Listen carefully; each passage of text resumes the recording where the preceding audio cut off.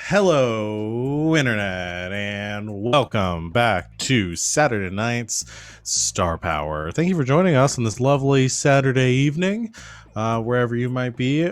We are super excited to be back for some more Overarms here. And before we get too much into it, I'm going to go ahead and do our little promos and talk about all the stuff we've got going on here at GGK.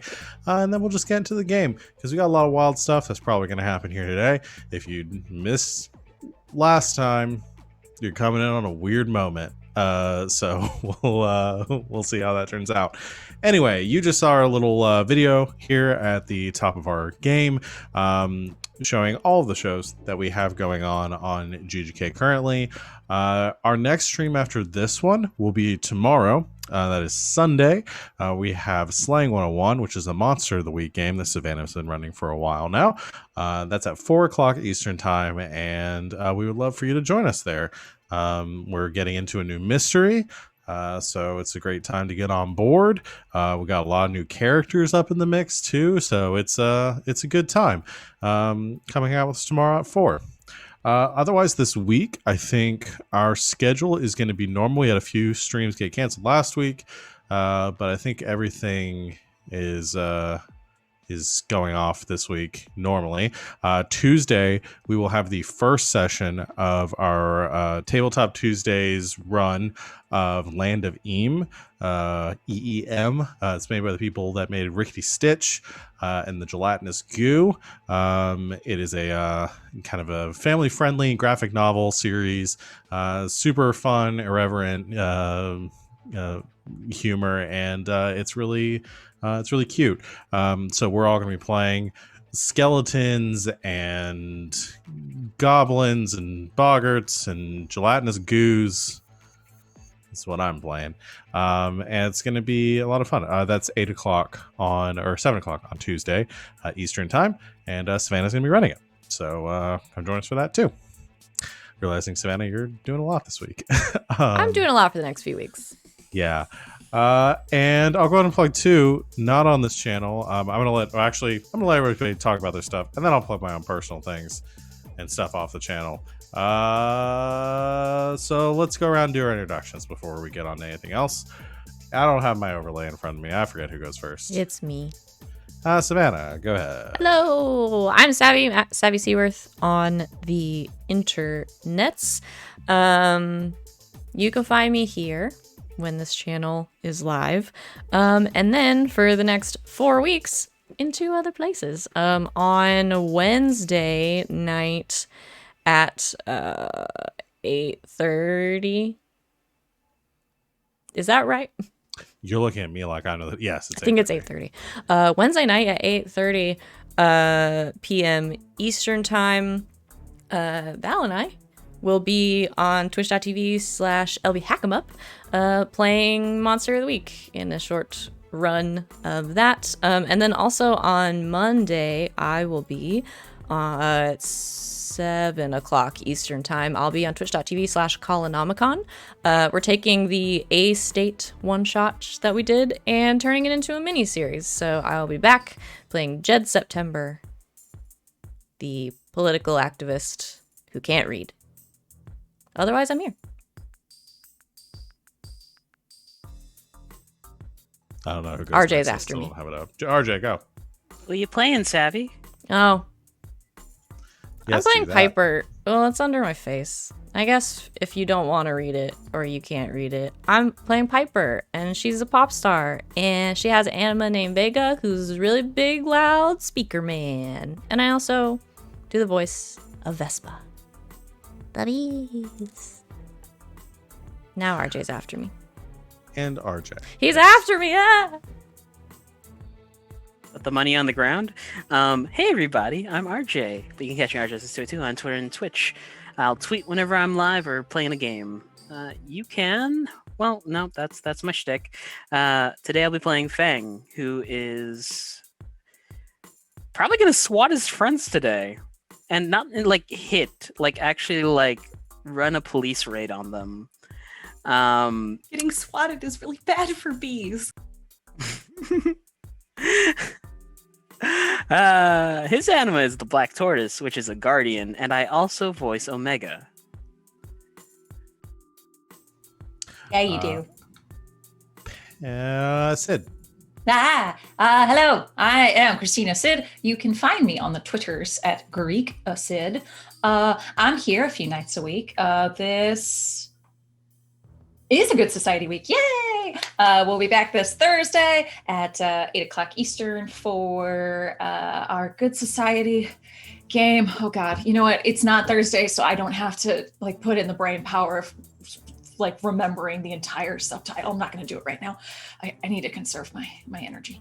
But it's amazing, and there's magic. There's romance and Good Society and magic. Come check it out. But tonight I will be playing Penny. Penny is the magician. Penny has the lovely Omega, the giant black hole, as her anima, and I also occasionally throw in lyrics and loud noises as Vega. And Wings. Hey everybody, I'm Wings, also known as Danae Keener. I am going to be playing as Vivi tonight. Her anima is Vespa, which is a swarm of bees. It's an assassin type anima. You can find me on Twitter. I have my schedule pinned there. Tomorrow night I'm going to be coming back to run Rime with the Frost Maiden over on the Indoor Adventures stream. So come and check it out. It's a lot of fun. That's it. That's all I got. I think that's me. Hello, I'm Val at the Kraken's Crown on Twitter and Twitch, and you can find my whole schedule on the top of my Twitter page.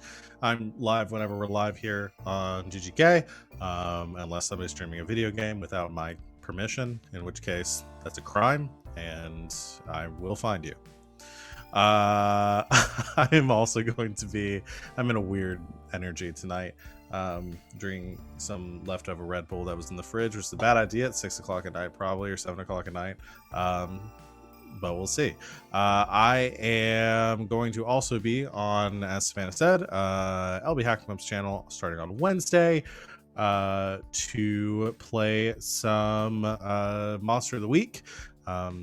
I don't think we've talked or announced our characters yet because we didn't stream our session 0, but I may or may not be playing a class or a playbook that I've wanted to play for some time, which rhymes with Schmero Schmoshmantic. So yeah, come join us for that at 8:30 on Wednesday. Otherwise, I am the GM of this lovely game, which we're going to start right now. So, previously, I feel like I need to go ahead and get the dramatic music going. Let me just do that. All right.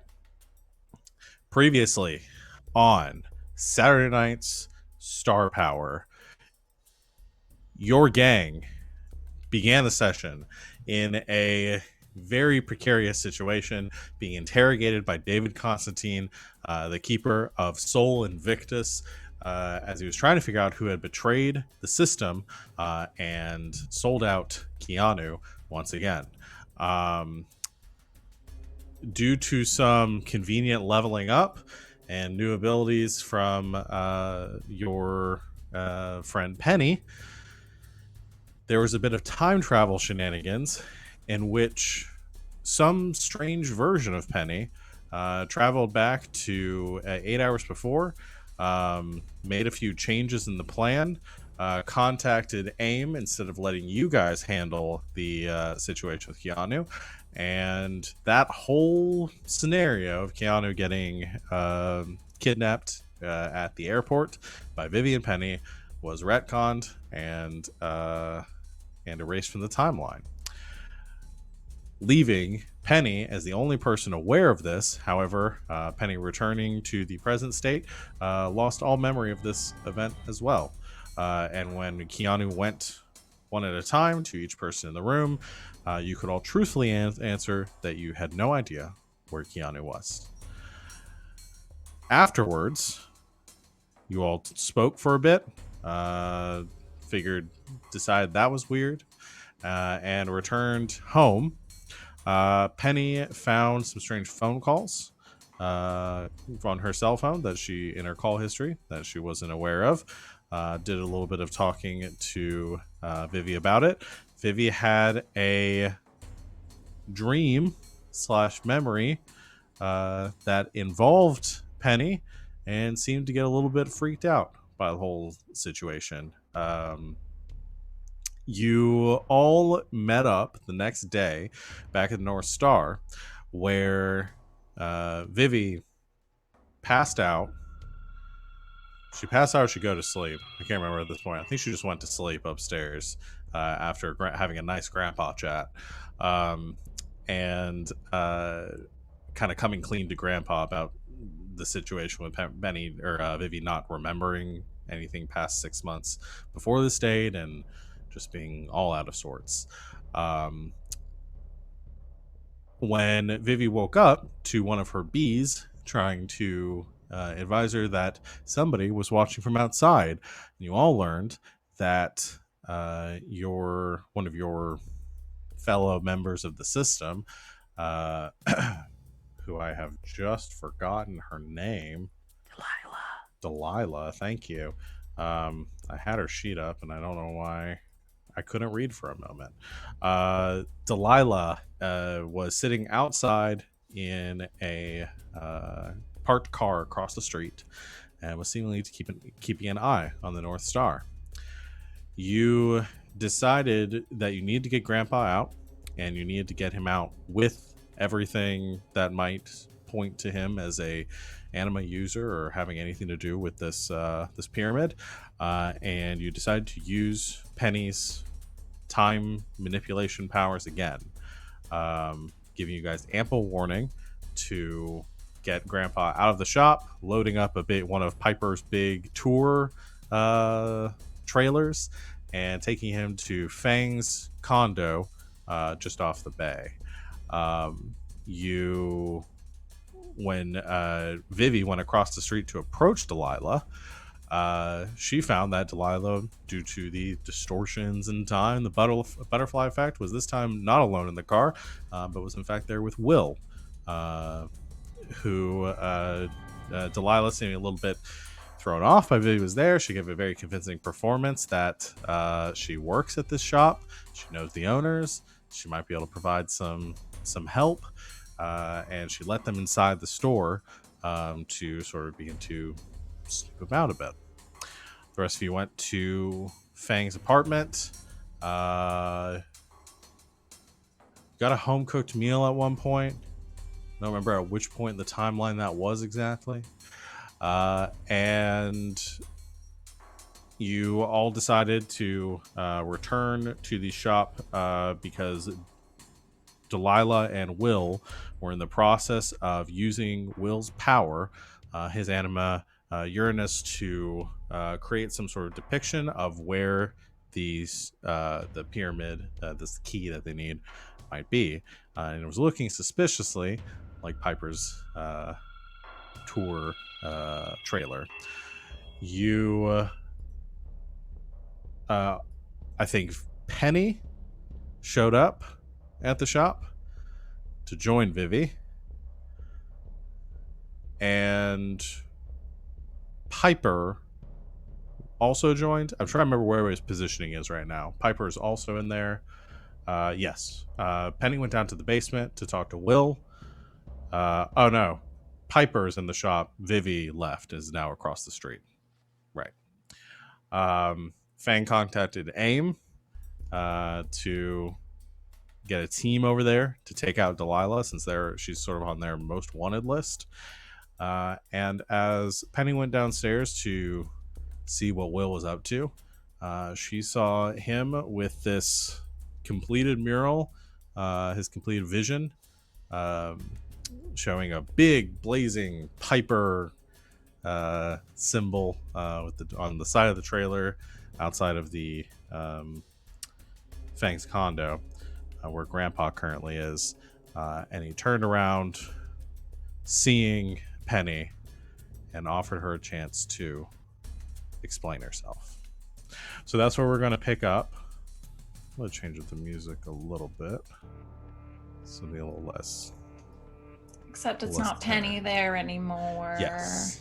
Penny removed her glasses and took on a more domineering posture.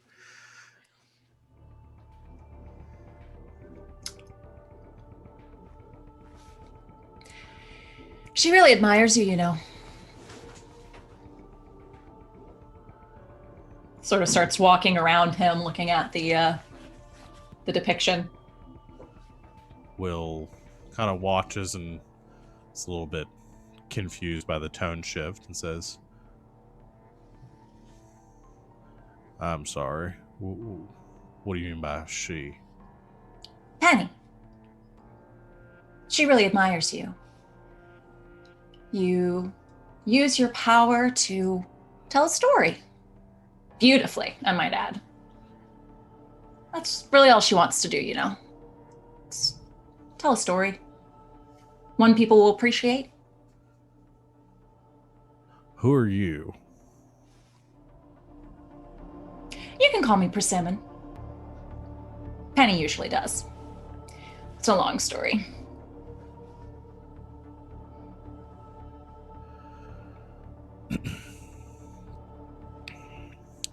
All right.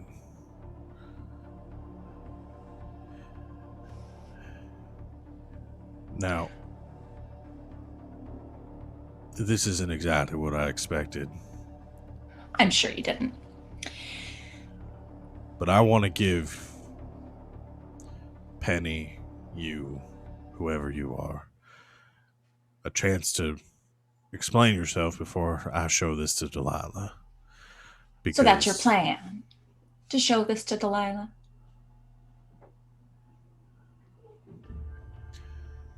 Maybe. I wasn't sure what to do because that Penny, that sweet girl, came over to my trashy apartment a couple days ago, and well, she showed me that not everyone like us with these abilities. Well, there's still some good out there. Of course. She really is a good girl. And she doesn't deserve what will happen to her and her friends if you tell Delilah this information. I think you're well aware of that.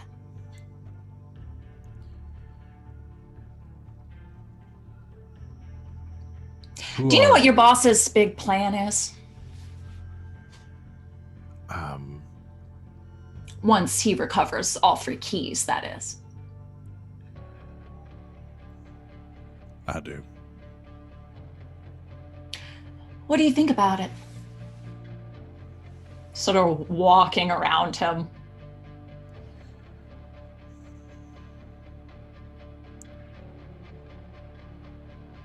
I think he doesn't really understand what it is that he's trying to do. I've seen it. I've looked ahead a bit to see how this all turns out. Uh-oh. And?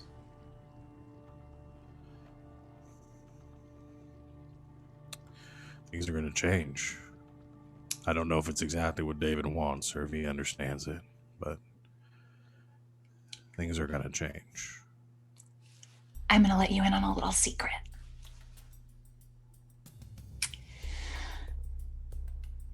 David's up for vengeance. Yeah, I know. So regardless of whatever ideas or plans he's told you, his own selfish revenge is really all he's thinking about right now. Not you, not Delilah, not anyone else in the system, and certainly not this sweet girl and her little friends.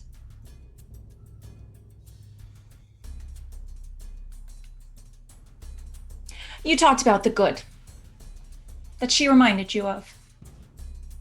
You even painted her a picture, I believe. I did. Show her that there's still some good left. In you. Can you do that, Will? I'm gonna have you roll. It's gonna be charisma. I'm gonna put this at an 8. Okay. It was gonna be easier if it had been Penny. Yeah. It's a little difficult. But Penny freaked out. Can Omega help? Yes, you can sort of explain to me how you want to use him.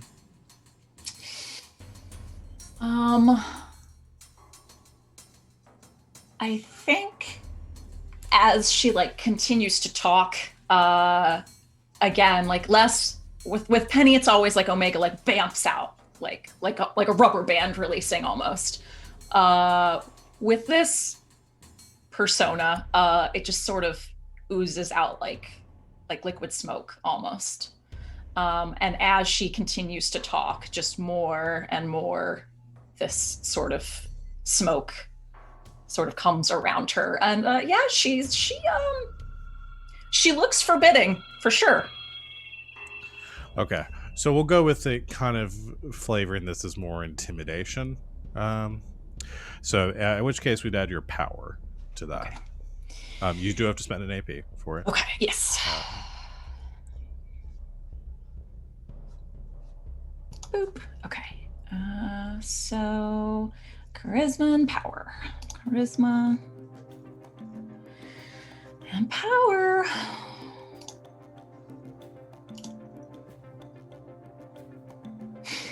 Three. 3. Okay. I think Will sort of recall. He was expecting Penny to come down those steps. If anything, you get the feeling that he knew this was going to happen. He knew she was going to show up here. But whatever he knew, he wasn't expecting this. And so he's thrown off. He was a little more guarded because in this moment, he's not sure if Penny even exists, if that was just an act that you were putting on. And so he sort of steps away, and you see that spitting form of Uranus, that imposing, silent stone ring. It's just kind of hovering in the air, kind of between the two of you. Not directly between, but more towards the ceiling. And that image, that painting that has formed kind of this wavering paint line that is finished but not finalized, is still kind of hovering over this cinder block wall on the side of the room here. And Will says, "Well, I guess I might have been wrong about you. Wrong about a lot of things." Oh, darling.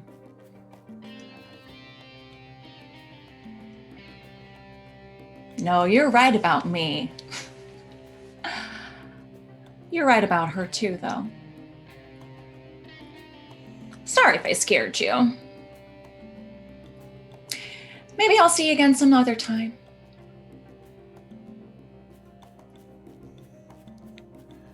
I hope not.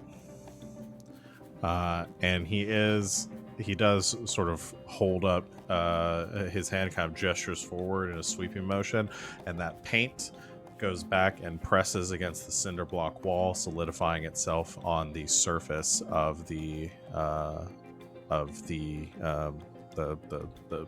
wall there, painting and drying all in one motion. He says, "I need to tell Delilah and let her sort this out."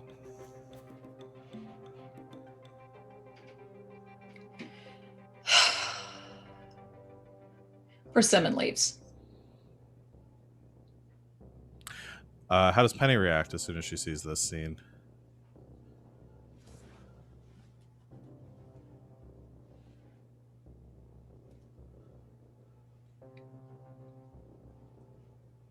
What are you gonna do, Will?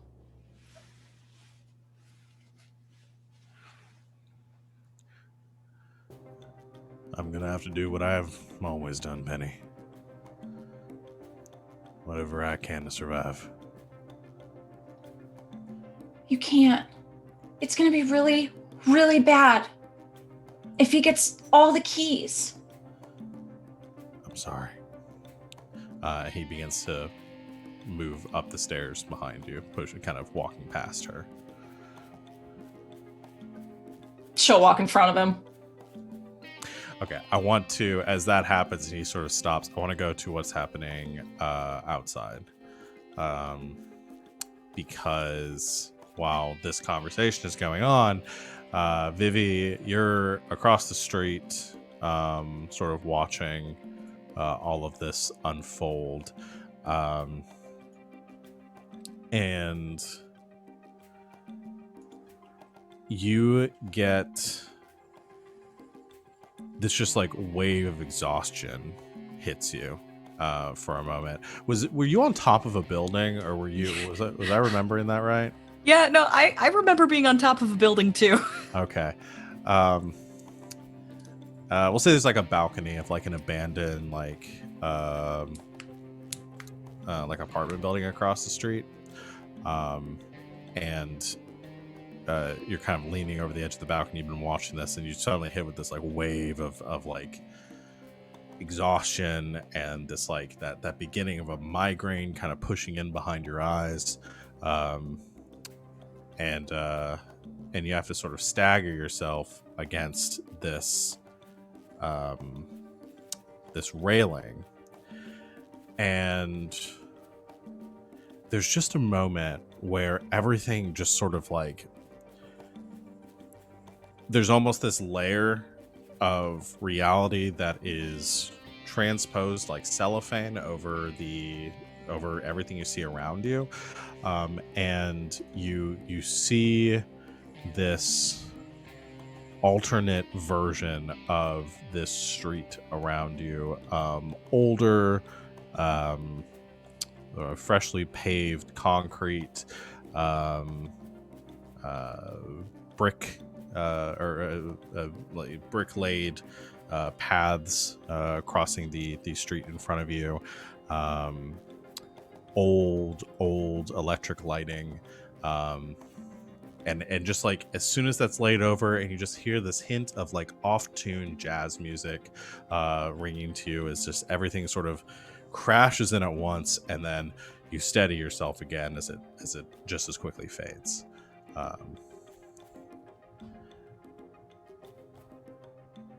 That's all that happens in that moment, but is there something Vivi does in reaction to this? Does the railing remain, or was it not? Did that railing not exist in the past? So, like, if she were holding on to that railing, like, would it have like disappeared suddenly, and then she like lean forward and almost fall, and then just like bonk her head on the railing? Yes, I like that. Yeah, so you sort of crash into the railing as it sort of manifests around you again.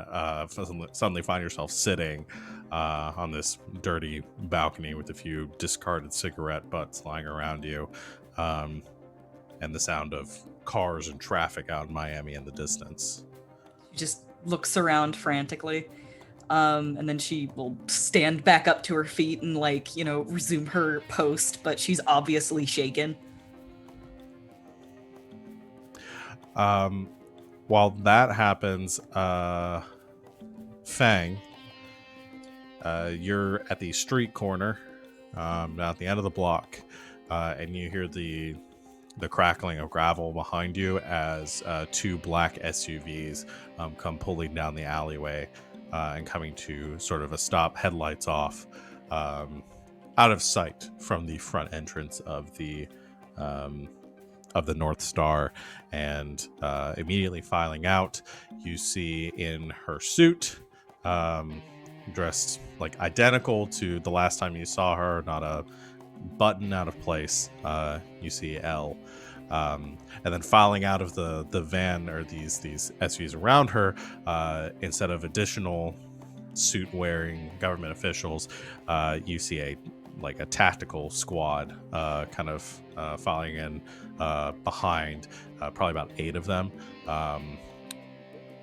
black Kevlar masks, with guns currently holstered. They begin to get some equipment out of the backs of the vans. No government logos or anything on them. There's no like FBI or like designation. The only thing that they have is on like a patch on their left shoulder with that same like crosshairs logo in white. And Elle comes up and she says, "Glad to see you're still here." Feng will extend a hand out to her, give her a handshake. She shakes his hand. She says, "What's the situation?" Looks like my team is currently inside the North Star. I don't know their location exactly, but he'll brief the force on what's going on. 2 members of the system inside, one of your most wanted, and another one, male, about yay high, goes by the name Will. How many of yours are in there? From what I can tell, 2. Who? Do I know it's Penny and Piper? I think so. Yeah. You know they both went in there. Both Penny and Piper are in there. Have they been compromised? He'll crane his neck back out the alleyway to look at the North Star. Well, the shop's still there, so I'm going to assume no. All right. All right, we're going to go in non-lethal. We have some non-lethal rounds and other tasers to handle this. We're going to bag Piper and Penny as part of this. Keep up their cover. Give me a few minutes. I'll see if I can't spot where Delilah is, give you guys a better opening. Are you sure you want to go back over there? I don't need to go in, I just need to get close. Right. Okay. Do you have any communication devices, walkie-talkies? She looks back towards one of the other tactical grunts and holds out a hand, and one of them unclips a walkie-talkie from their belt, slaps it in her hand. She hands it to you. She says, "We'll be on standby. I'm going to have my men flank the sides of the building here so we can breach from both sides." I had to tell you what Delilah could do, right? You did mention it. She has some sort of Teleportation. It's not instantaneous to my knowledge. She needs to step into it. So Right. we have a moment. Element of surprise here will be key. Don't give away our position, whatever you do. He'll nod his head and skulk off to the front of the shop. Probably like towards a corner, and then try and activate Tortoise to sonar. Okay. So you make it over to the corner. Say you're staying out of eye line of any of like the front windows of the shop, trying to stay far back enough, but getting it within your power's radius that you can try to use your ability to sort of sense the auras of the people inside. Mm-hmm. Okay. So go and spend your AP for that. Gotcha. And I don't think this is something you're gonna have to roll for. You're just gonna do it. It's just gonna cost the AP. And so there's that kind of flash, like Tortoise sends out that kind of gong and that pulse of energy around, and immediately as it does, you kind of get that mind's eye vision of everything around you. You see the 4 of the members of the AIM tactical force come kind of have jogged down the street, gone to the back alleyway, and are kind of slowly proceeding up to the back of the shop. The other 4 are maintaining their position at the corner, not being able to get any closer without revealing themselves. You see Elle, you see Vivi up on the balcony across the street, currently sitting. And you're getting kind of a distortion to her aura, kind of reading her like she's in a little bit of distress. Inside the shop, Piper, I believe, is still upstairs or on the first floor with Delilah. They're pretty close proximity.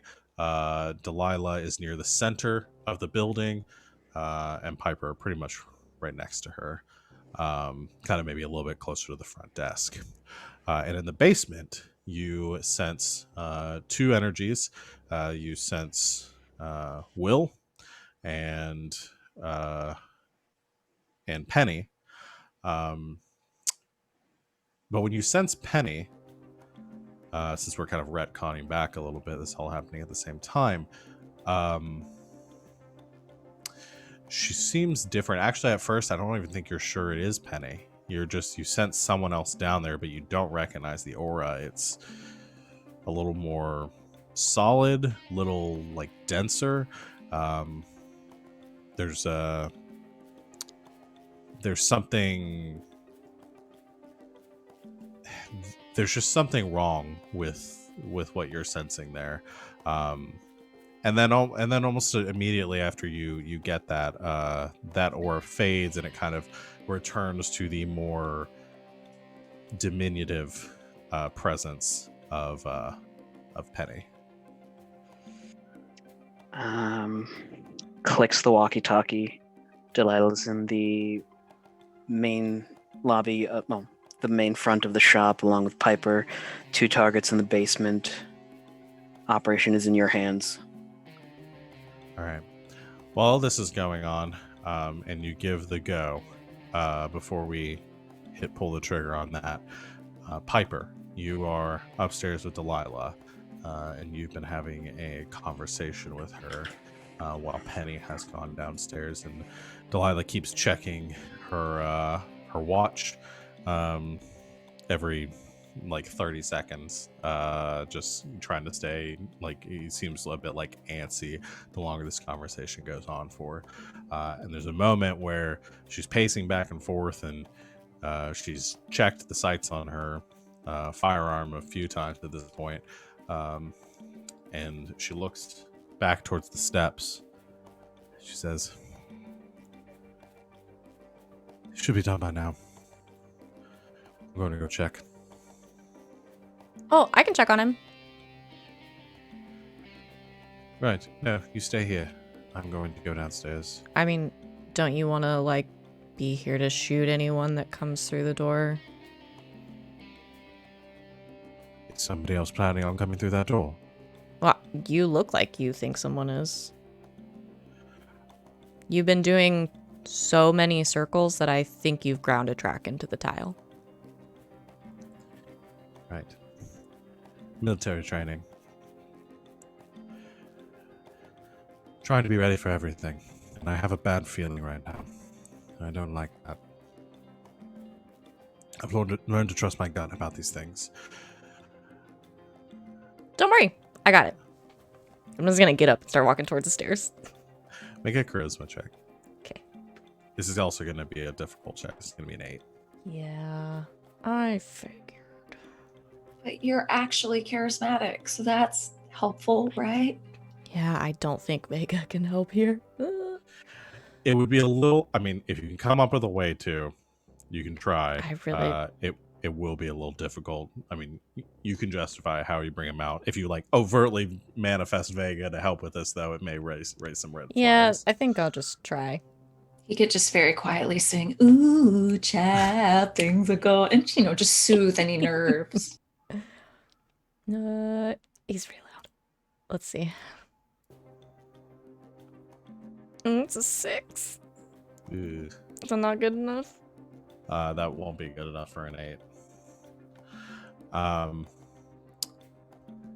She stops and she looks at you sort of a little suspiciously and back towards the steps. And she says, "Explain to me again. Why are you here?" I brought Vivi coffee, and then you sent her home. And I told you I would stay and help, and you said okay. And So I'm Vivi helping. has worked here for how long? I have no idea. She has a lot of jobs. Do you know the owner's name? No.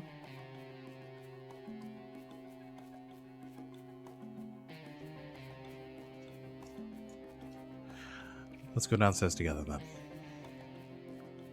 Okay. As the You first, big guns. she begins to head down the steps, you can see a hand resting on the pistol or belt, just slightly, like surreptitiously touching the holster. She seems very on edge right now, and she reaches the top of the steps and looks down at the same time as Will is trying to go up the steps, and Penny has stepped in front of him.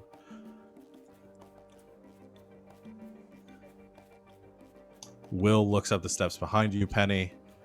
Penny, you're interposed, but you see his eyesight trail up, and you hear some footsteps. And you hear Delilah at the top of the stairs say, "What's going on?" Hey, what are you nerds doing? Please. You said you would let me talk. Let me talk. Please.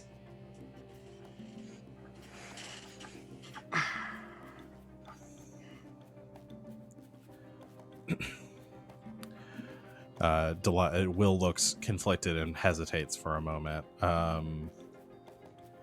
Delilah at the top of the steps, looking down, you see her hand sort of more gripping the holster and says, "What's going on, Will?" Will looks you in the eyes, Penny. Let's do another charisma roll. It's going to be an 8 again. Oh. I can't. If it's just straight Okay. charisma for Penny, she can't. She only has a D6. She can't.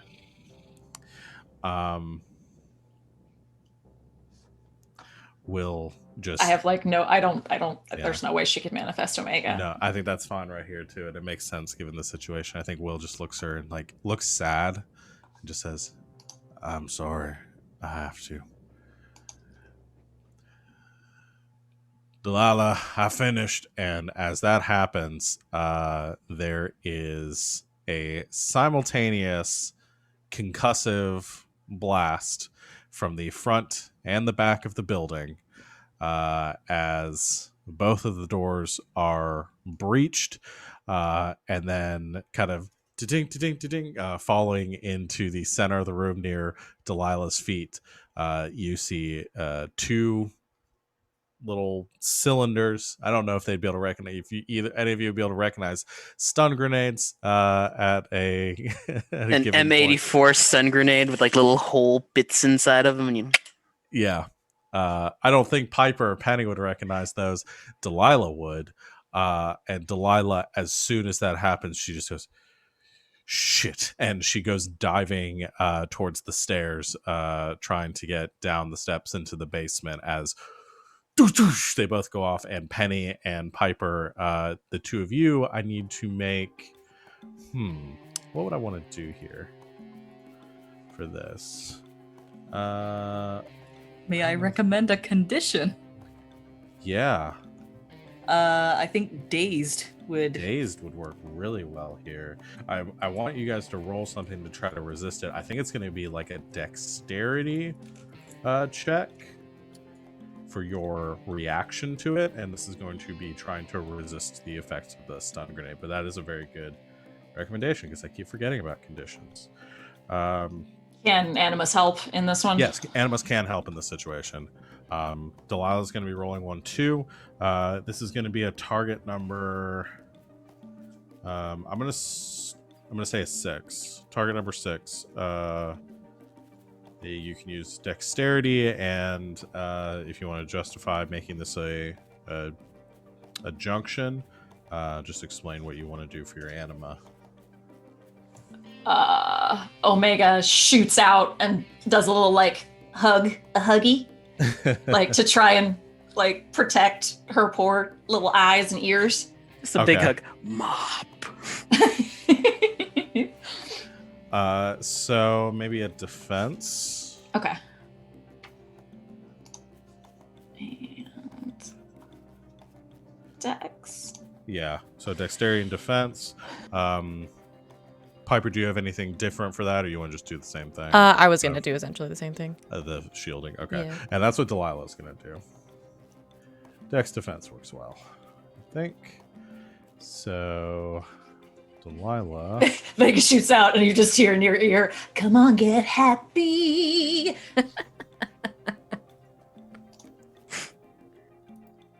All right. Oh, damn. Delilah was a 14. 12. Okay. Will. Oh, poor Will. Will also roll. His dexterity, not his greatest stat. Can Omega bump him? Like bump around him? He has his own. He can use Okay. his own anima for it too. Okay. I need to reduce their AP for making that. And but it looks like everybody actually resists the stun grenade. Hey. So I don't get used the condition, damn it. So the grenades go off. Delilah dives down the steps at the same time as... Actually, I want to flavor this like this. Like, they go off and they're flashing and your anima, like, jumps in front of you. And Delilah, the large, like, face appears at the top of the stairs and just sort of, like, consumes the light as it goes off, and like the small like flashing smoke and explosion like kind of just envelops around it and then sort of pops away as she goes launching down the steps, drawing her gun and immediately I think immediately pointing it towards Penny. Actually no, she comes down she's going to come down the steps, kind of wheeling around towards Will, interposing herself between you and holding her gun, kind of drawing up the steps towards the two of you. And you both hear the sound of boots from outside. That's kind of begin this initiative, because I think that's what we're going to have to do here to justify who's going to get to go first in this situation. So let's do initiative rolls, guys. What's initiative again? Dex. Yeah, Dex and speed. Dex and speed. Okay. I got a 6.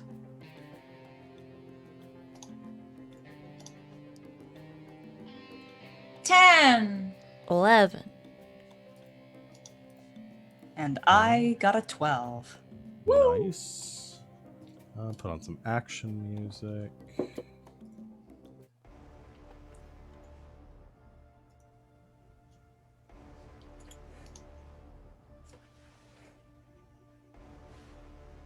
Yeah, this works.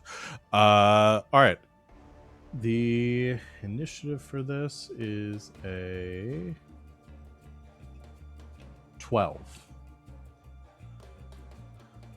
So I think everyone fell except for Vivi. Huzzah! You'll die.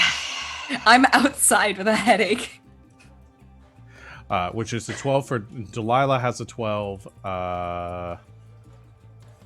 Will has a 10. And I think the SWAT team is also going to go at a 10. So I think Piper... Did anyone roll above a 10 but below a 12? That was Yes, Piper. the one number, 11, that's what I rolled. Okay. Yeah, because Penny rolled a 9. Above a 10, but below a 12. Penny rolled a 10. Penny did Penny roll rolled a 10. Okay, so Penny, you will also go. I was trying to remember if you rolled well enough. Yeah, So 10 exactly. all right. So, Vivi. You hear the sound of the flash bangs go off across the street. That's just enough to pull you from your daze there. As you realize this is all happening. What do you do? It looks like she's like I remember. I think I remember she was in her cat suit. Yes. She looks like she's wearing a black toque, but she pulls it down to reveal that it's a balaclava. And she is going to jump down off of the fire escape and make her way towards that flash. I don't think she knows what's going on. I don't think anybody told her that the AIM was going to get involved. Yeah, I don't think yet. I don't know. Yeah, I don't. Did you leave a bee with Feng? I think she was gonna do that, and then she started having an episode. Yeah, that's fair. You do see AIM there. You see the symbols on their vests. So I would say it's reasonable for Vivi to assume that they're on your side, but you can react however you want. What is your range, by the way? My range is 18 meters. Okay, you can definitely make it. So using one of your actions to move, you can definitely make it across the street into the shop within 18 meters. All right. I'm imagining like the bees helping you down somehow. Yeah. Well, she's still got her scarf, so she could use that to vault her over and kind of slow her descent, and then just land rolling because of course she's still on her skates. So I imagine the door is breached. The AIM squad is on either side of the door. The 4 agents that are over here, 2 on each side. And do you just go rolling through the breached door before they even get a chance to?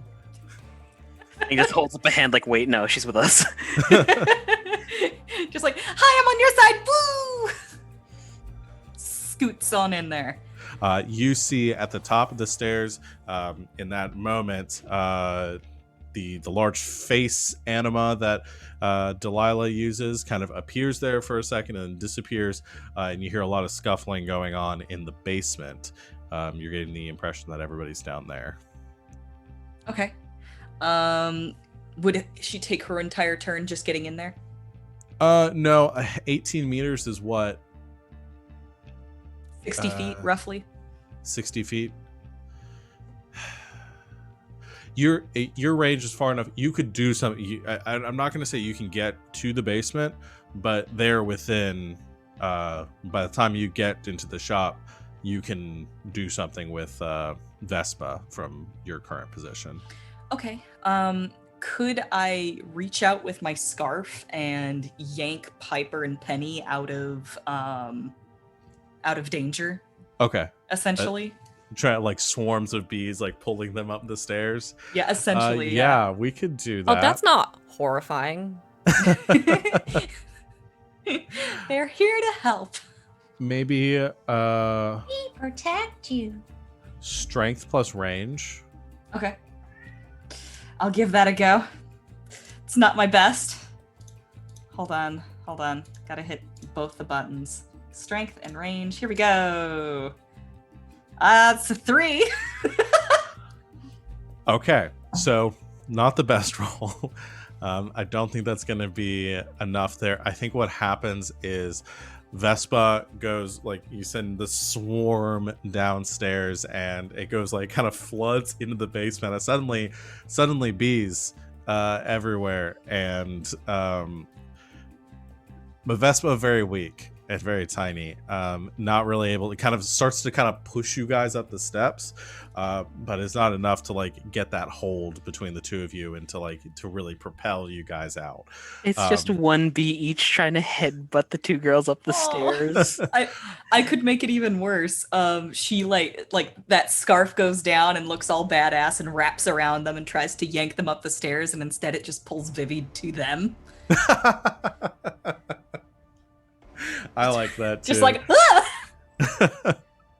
Vivi is kind of dragged to the top of the steps while a bunch of the bees try to push against the two of you, but you don't budge enough. There is a lot of cover down here with all the bees swarming around She to... scoots to the top of the steps and she's like, ah! Stairs are bad for skates! All right, so that is Vivi's turn. Oh, sorry, my music went idle. Some classic bumbling. Bumblebee. Boo. All right, No, they're That'll be bees. Delilah's turn. God, I'm gonna hit you guys so hard now. You She's can't threaten me like that on the internet. She's at the bottom of the stairs, and she looks kind of like through the beast swatting them out of her face. She looks to the side. She sees the big painting of Piper across the wall there. And there's this sudden like click in this realization, and she looks back, and you see the mouth of her anima open up behind her, sort of framing her with this massive, like, fleshy ball of mouths. There's one massive one in the center leading into this abyss. And she is using one of her actions to use her ability, and it opens up behind her and then looms forward and then closes around Will. And he is just consumed and is gone. And she pulls out her gun, aims it at Piper, and she just says, "I knew it. I should have known." And she fires. I'm gonna have her roll accuracy. I need to pull up the gun rules because they're different. It's Dex +1. I don't know if she's actually gonna be able to hit you with a gun, my dude. Well, her Dex is a 12. That's a 10. What'd you roll for initiative? 11. Boy, she just barely misses you. She Piper fast. She Piper pulls out dexterous. the pistol from her side, fires it, and Piper, with the bees swarming and everything, it's just enough cover for you to dodge out of the way as like a chunk is blown out of the wall. Everyone outside hears a gunshot go off as things get real. And Piper, that bullet hole behind you is right where your head was. Delilah is in full combat mode. That is the end of her turn. Piper, what you got? You shot at me! She doesn't respond. I don't think she's the type for cool one-liners. I was thinking of a couple like The Rock comebacks she could have had for that, but none of them really fit her character. I guess I'm fighting her. Okay. She's got a gun. Get the fuck out! Get the fuck out! No, I don't want her to get away. I want to hurt her very badly. She shot at me. I'm going to, very, very frightened and shouting, "You shot at me." I'm gonna use my new ability, which is called Tune In. Okay. And I'm gonna manifest. I think Vega manifests like almost as soon as the shot goes off, like in front of Piper, in between her and Delilah. And as Piper screams, Vega channels it and finds her resonant frequency, causing her to violently shake. All right. So it's still going to be an attack. Yeah. The way I want to flavor this ability for you is that essentially you can attack. If you hit, you can use your resonant frequency ability to deal max damage. I would like to try. Okay. What is my attack? Strength and power.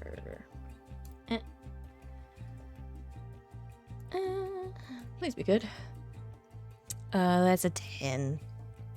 I don't think that's a 10 to enough. hit. Okay. Vega comes out, forming in front of you, big mecha fighting robot. Goes to punch out with the. I'm imagining like some sort of like they're like speakers or something like on their fist. They're like do do do do and like punches in tempo with that. Mm-hmm.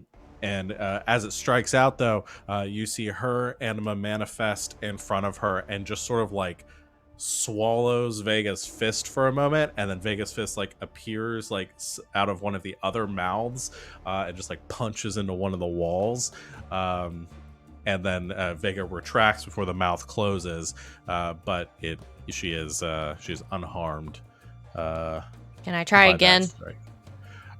So I wanted to do. I think we talked about this briefly. There's a rule in this game. You have 2 actions, so you can use your actions to do anything. I'm going to make the rule that you can't use the same action to do the same thing twice. So you can use an action to use an ability. You can use an action to do something else. And I'm doing that for me and for you guys, where I'm changing that a little bit so people can't just do 2 attacks per turn every time and do the same thing over and over. So if you have something else you want to do, you can do that too. Well, I don't have a gun. You can use ability as an action because I know Vega's got his stunning ability. Yeah, I'm gonna do that to try to keep her down here. Okay. So when punch fails, I'll have him do a sonic blast. Okay. Sonic blast. I'm trying to think of whether I'm going to have you make accuracy. I'm just going to have them resist. I think it's just going to be something where they roll a resist. Okay. And we'll set the target number to your initiative. 11. At the time. So it's going to be an 11. Above a 10, but below a 12. Gotcha. Thank you. Forgot where 11 was. She's going to roll... She's gonna roll with her strength and her defense. Try to resist this. That's a 9. So that's not going to be enough. You're going to inflict the dazed condition on her. Shoot at me, see what happens. What did you say? Let's shoot at me and see what happens. So her... Let's see. So her int die is reduced by 1 die size. Okay. All right. And as that blast hits, kind of concussing over you, so you're kind of a stagger back from as Vega sort of replicates that flash bang like impact sound, and her ears start ringing, and she staggers away, kind of losing her bearing for a second. He does the scream from Bjork's "It's Oh So Quiet." He just yells, "Till it's All right. over." So that is her turn. Petty, you roll a 10. What do you do? Can Omega fucking scoop up the other 2, and can we just run the fuck out of here? He has a range of 118 feet. Okay. So you want to try to grab one of the others and pull them out. I'm trying to think if this isn't using one of your abilities. This would just be Omega is like just trying to force them out. So Yes. let's do strength and what do we do? Strength and defense is I think what we did for. This is not gonna be good. All right. The strength sucks. And defense. Is there a point for this, or am I trying to go like above their Because if it's I have to beat their initiatives, I literally can't do it. Oh, really? Yeah. No, I'm gonna set. I'm Because gonna set this a tapered like effect because you're trying to get everyone with this. Just if you just push if you them up just the want to go stairs. for one person, I'll set that at a 6. If you want to try to go for both, it's going to be harder.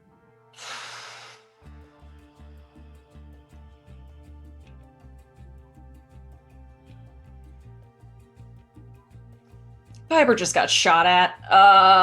Sugar Piper. Okay. So you just got to roll 6 or higher. 7! Nice.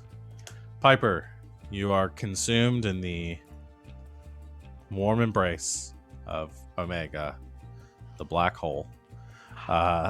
And as like everything goes black around you for a second, you've just gotten shot at, the world goes black around you, you think you're dead for a second. Yeah, I was gonna say, I think Piper thinks she's dead. And then suddenly you are emerging, I guess upstairs and outside the breached door, and you see the AIM squad beginning to push their way in.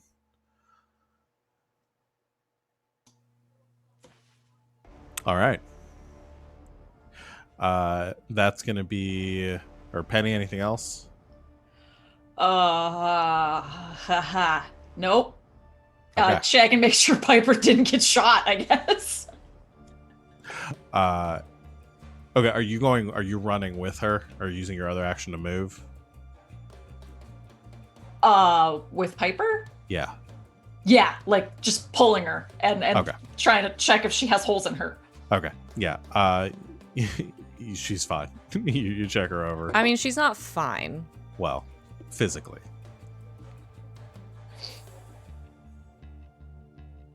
Okay. That is Penny's turn. The SWAT team moves in, pushing into the building, checking their corners, doing SWAT stuff, until they make it to the top of the stairs, where they look down and they see like a couple of them, like one of them kind of hits a knee and comes to the top of the stairs, seeing Delilah down there, and they are going to fire at her, trying to. They're not going to inflict damage. These are going to be like non-lethal rounds. So I'm just going to flavor these like normal rifles. If I can get my items page back up. So it's going to be dexterity plus 1. Okay. Dexterity. I don't think they're going to be able to hit her. Nope. No, they can't hit her with their scores. So they fire the rounds down there, and you see like that maw just opening up and consuming the rounds. Well, actually, I don't think anybody's down there to see that right now. Or Vivi, you can at the top of the steps. They're firing right next to you, and you can see that maw just open up and absorbing the any of the shots fired at them. Before it vanishes, and Delilah is just standing down there, unharmed and very angry looking. That's their turn. Feng. Fang's gonna run in past Piper and Penny. Probably shoves past the guards to get downstairs. And he's pulling out a pair of pink fuzzy handcuffs. Okay. And I'm going to attempt to grapple her with the intent of clamping them around her wrist. Okay. So this would be strength. And if you want to use Black Tortoise, which I assume you do. Good strength power. Then I guess power, yeah. You're just trying to overwhelm her. Mm-hmm. 12. That is exactly her initiative. So you come like bursting down the steps. What's the visual here? Is this Feng clad in the It's black Fang tortoise? clad in basically a motorcycle helmet, a motorcycle jacket, combat boots, and these black jeans. He jumps down the stairs, swats the assault rifle away, clamps with one hand, elbows her in the throat, and then clamps on the other hand the handcuffs. And I'm imagining just like assisting with the power, like the spectral arms of Black Tortoise, like kind of moving along with Fangs, like giving that extra like. There was probably like a bit of struggle where she was about to fire on Fang, and Black Tortoise grabs the barrel of the gun and. Yeah. I'm imagining all the scenes with Star Platinum, just like arms out, like doing cool punches just from inside Jotaro. Awesome. As that happens, it clasps around. She has the handcuffs on her, and she's trying to wrestle out. And you see her like focus for a second, trying to do something, and she sort of stops. She tries something again. Fuck did you do? What did you do? Beware the serpent's venom. And the SWAT team files down the steps, immediately bringing her down, like shoving her down into her face on the stone steps, and she's just cursing in a language none of you know, at all of you. It seems very angry. And Elle comes walking up to the building, seeing where Penny and Piper are. Piper, I assume, just still lying on the ground or sitting on the ground still. Yeah, I think she's uncharacteristically quiet. and vaguely panicked. Glad to see you all right.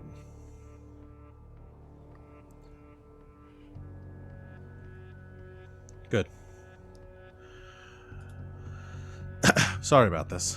And she comes walking up and immediately clasps a set of handcuffs on you, and another on Penny as well, and motions to two of the SWAT figures to come up and to grab you two.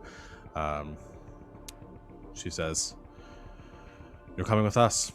And before you can say anything else, black bags are thrown over your heads, and you are pulled down the street towards one of the vans. And that's where we're going to end our the first half of our session. So we're going to take our break. Sorry. I don't know why I went on that. We're going to end our session here. Fuck y'all. I only felt like going for an hour and a half today. How dare you? We're going to take our break here.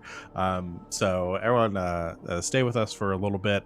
We're going to refresh and get some drinks, use the bathroom, all that good stuff. Take a deep breath. And we'll come back to finish our session, see where this drama unfolds. Hey, you guys caught her. One, wasn't sure you guys were going to be able to do that. And no one got hurt. Except emotional Physically. damage. Yeah, true. Not physically. So everyone hang out with us. We're going to be on break for a couple minutes, and we'll be back real soon to keep playing some more Overarms. So see y'all in a bit.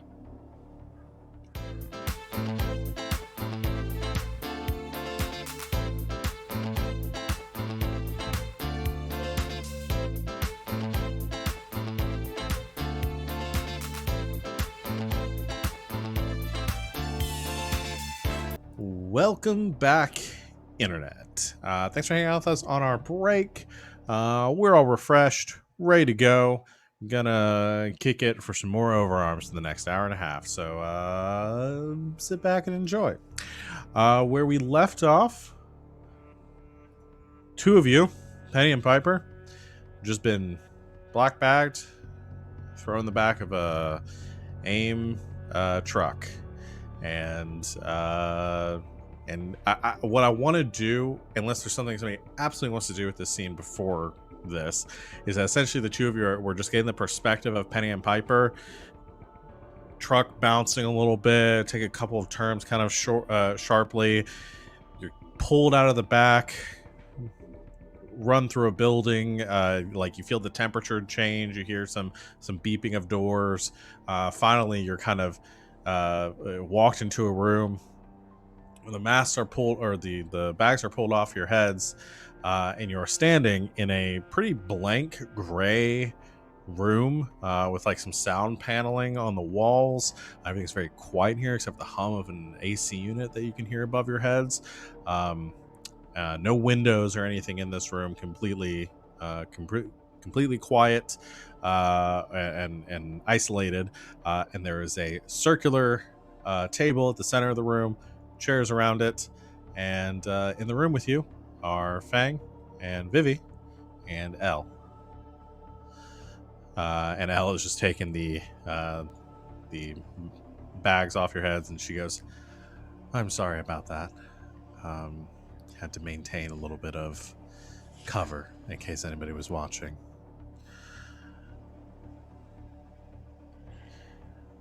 So, is everyone okay? Yeah, for the most part. How about you girls? You're muted, Sid. Will got away. He knows. Now, remind me again how Delilah's power works. Is it instant, or I thought she had to walk through the mirage first?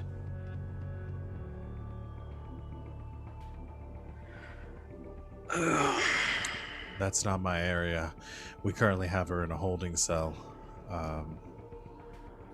Thanks to your handcuffs.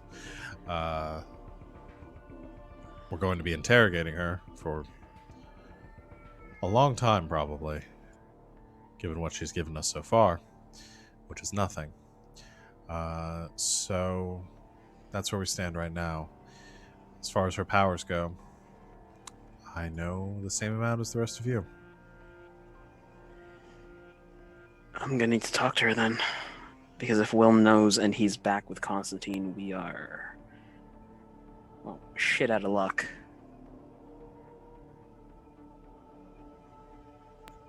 Well, I suppose you have two options right now. Or two outcomes. Is either he's been sent back directly to Constantine, in which case he knows everything, given what we saw on the wall down there. I'm assuming Will figured it out.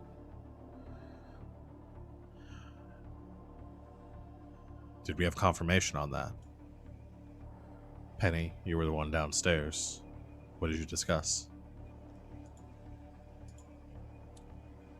We did it. He said he would let me talk, and then he wouldn't let me talk, and he said he had to go upstairs. You were down there forever. No, I wasn't. It was like 2 seconds. No, it was like at least 5 minutes. Let's move on.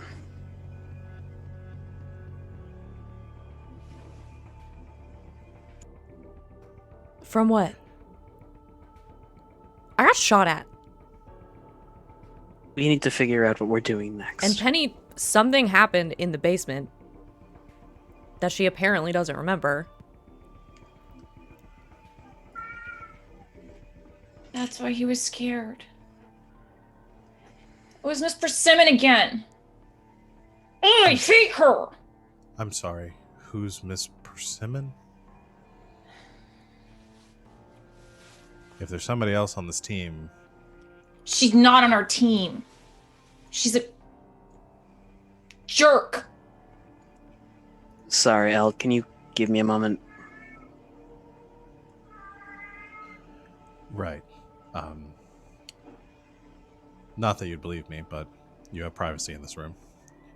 So, discuss whatever you need. I'll be just outside that door.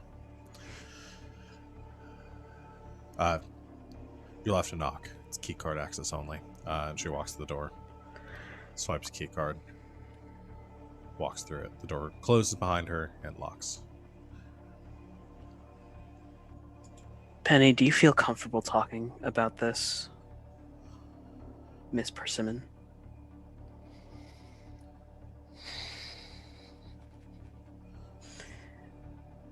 When you were down there with Will, I used my aura reading, and it wasn't you and him down there. It was someone I didn't recognize.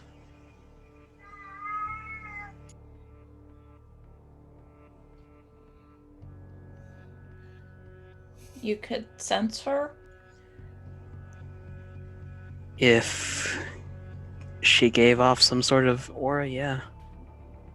It was weird, though. Kind of like you, but not really.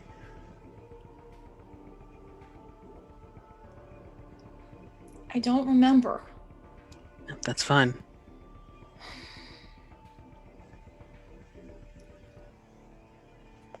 This would always happen.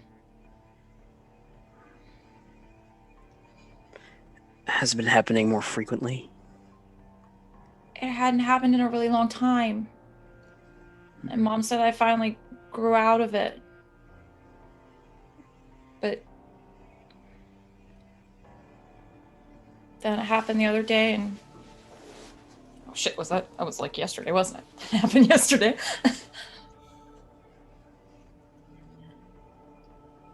I went down to talk to Will.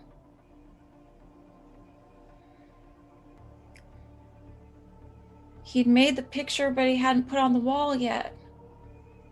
And he said he wanted me to tell him what was going on. And then he just put it on the wall and went upstairs. She did it.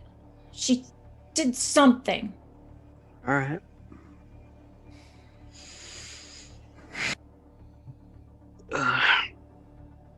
No, I'm sorry. No. You did something. No, I didn't. Obviously you did, because you were down there for several minutes. And I was upstairs with fucking Delilah. But I didn't do anything. You obviously did. I don't remember doing anything. Doesn't mean you didn't do it, Penny.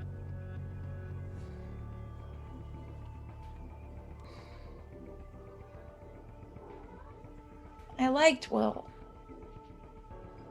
I thought he was my friend. Well, obviously you didn't treat him like one. Because we went down there and Delilah started shooting at me.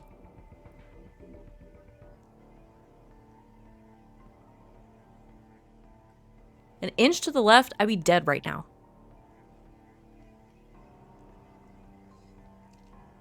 It's gotta be in your head somewhere. Nobody else was in the building.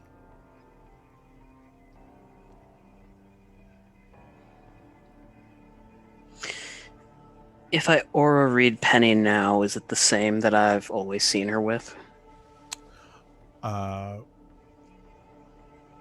if you spend the AP right now to do an aura reading, yes, currently you do get the same aura that you've always experienced there. No changes.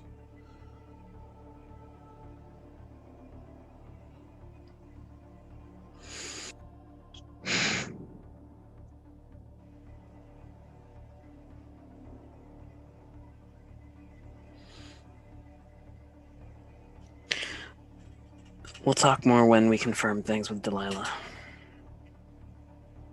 She's not going to tell you anything. And she's not going to believe that I'm not involved, whether or not they arrested me or not. Right now, all we really have to do is bank on it. We have nothing to bank on, Feng.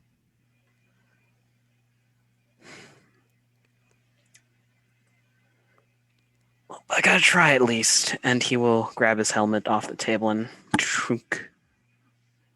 Are you all delusional? There Probably. is an anima user out there who knows we're fucking with Constantine.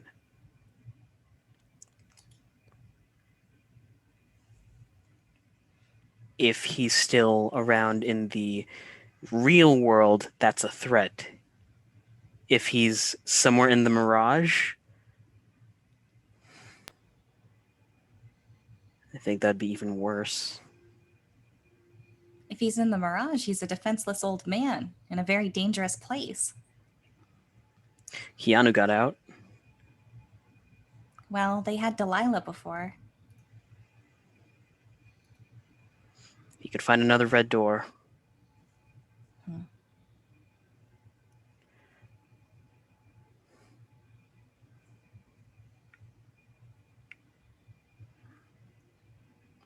Feng will walk over to the door and just give it 3 quick taps. There's you hear the swiping of a key card on the other side after a few moments, and the door opens up. Elle walks through. Everything all right? I'm guessing this place is a no alcohol on the premises sort of deal. Afraid not. I can have you escorted out if you're ready to leave. Though we'll have to figure out what to do about these two. If it's safe for them to go yet or not.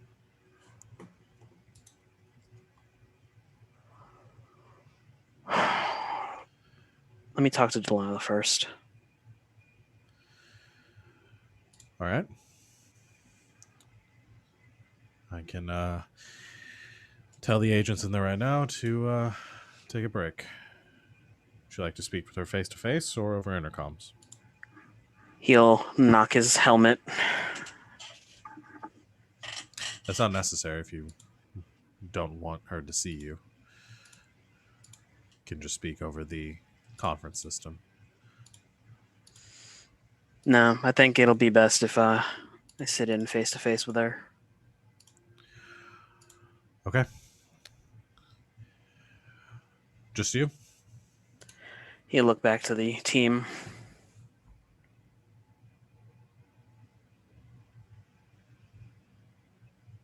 She's not going to talk to me. You could always listen in. How about you all come? We have a one-way mirror. You can observe, and if you need to communicate, we can pull Feng out. Fine. I just All right. want it on the record or whatever, looking at Fang, that I am not okay with this. Duly noted.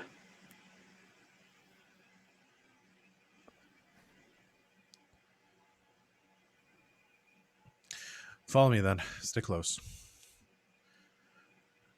Swipes the key card, opens the door, lets you all file out, and you're led out into a windowless, long, very corporate-looking hallway, which you follow for a bit, past some doors that are only marked with a alphanumeric sequence on them that you can follow. It looks like everything here is marked with a D.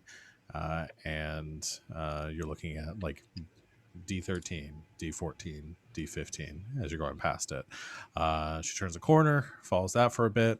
You see another agent come out front of the doors, closing behind him. They pass in the hall, giving a slight nod to Elle. Mostly unfazed by the four of you being there. Maybe give a slight sidelong look until eventually you reach a room at the end of this hall marked D45. She swipes a key card and opens it, and it leads into a dark, very dimly lit room with a few chairs. There's an agent sitting at one of them, observing it through a one-way mirror, a holding room where you see Delilah currently cuffed to a chair. The pink handcuffs still on, with other cuffs that are over her arms and legs, kind of holding her in place. And an agent sitting across from the table, asking her questions, and it's just in the middle of asking something, kind of a heated tone, when Elle walks up to the wall, presses a button on it, and there's like a buzz in the other room.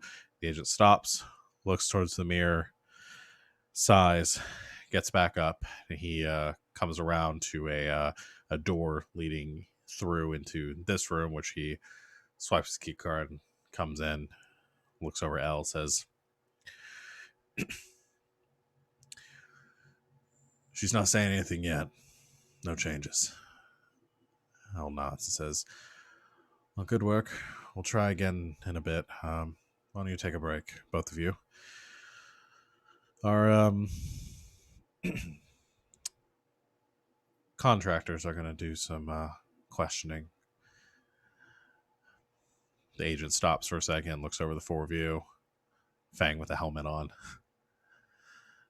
Piper with her anime hair.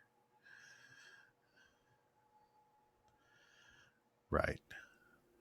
Take a picture, it'll last longer. Okay. She stops and Lyle says, "They've had kind of a rough day."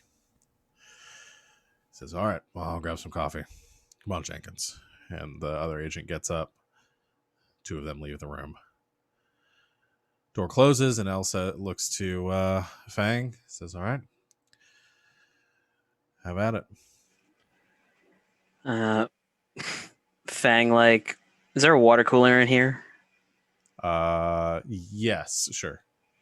Just takes a paper cup, fills it up, and heave a deep breath before walking in. Will you please be careful for once? There's a nod.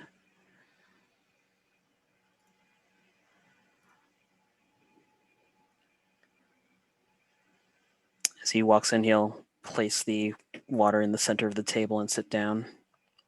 Okay. You set the water down, and the Delilah, who's sitting across and watches you, sees you sit, put the water down. Just looks up back at the helmet. She says, "Is that supposed to intimidate me or something?" No, it's supposed to give me comfort. Right. Well, I'm glad you're comfortable then. Can't say the same about you. Hmm. I'm guessing you're giving these agents a tough time with answers.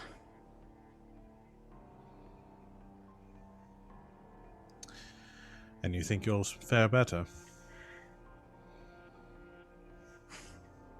You don't know until you try, really. Give me your best shot. He'll reach out, take a bit of the cup and lift his helmet a little bit, take a sip and put it back down. Quid pro quo. You want answers, I want answers. I'll even go first as a sign of good faith.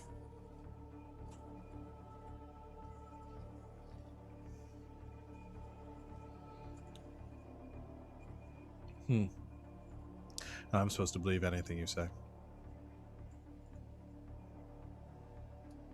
Little choice you have, really. But warrior's honor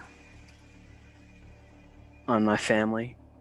I'll answer your questions to the best of their ability, to the best of my ability.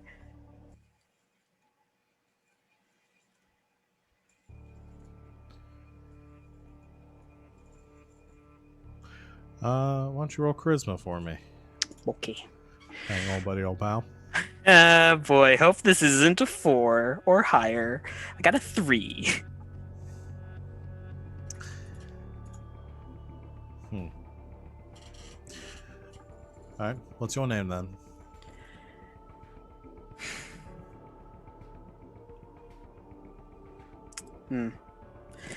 He'll take off his helmet.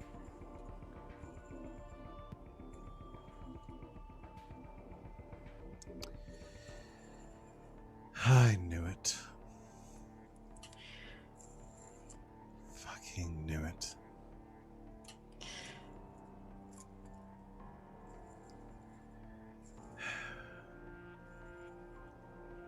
assume the pop stars out there too.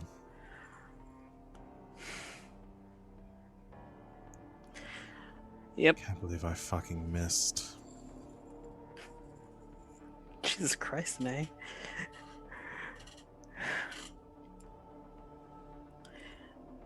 If you hadn't, I don't know what I would have done to you. To be honest.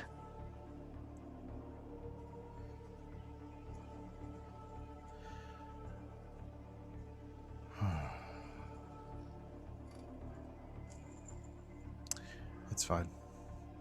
I won't be in here for long.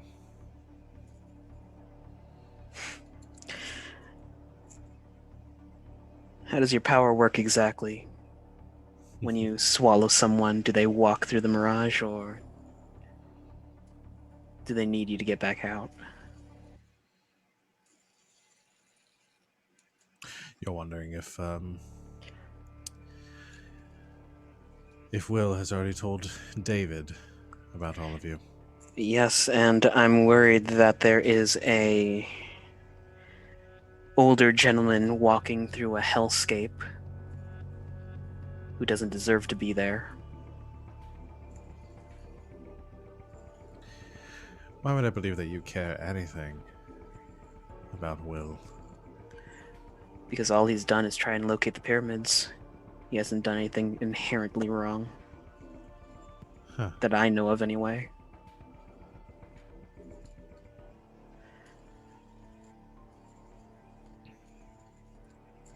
I'm sure Will is fine. Probably talking to David right now. Alright.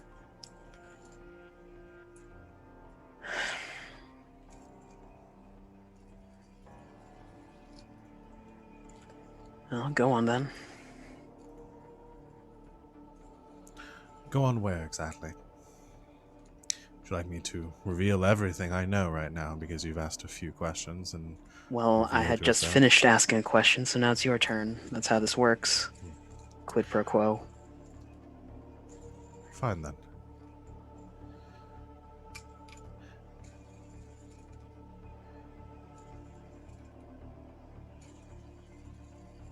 Why?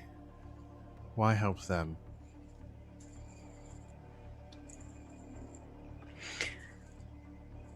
Keeping the peace is what my family does. And from the interactions I've had with your group, it's been anything but.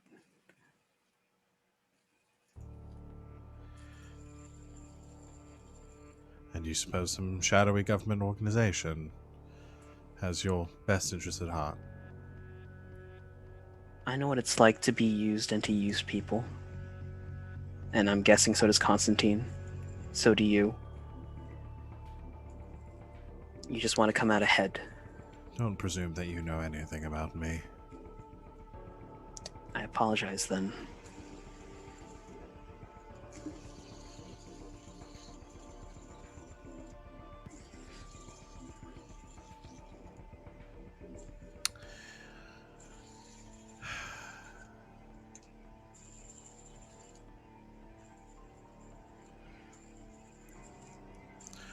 I'm not going to answer any more of your questions. You can leave.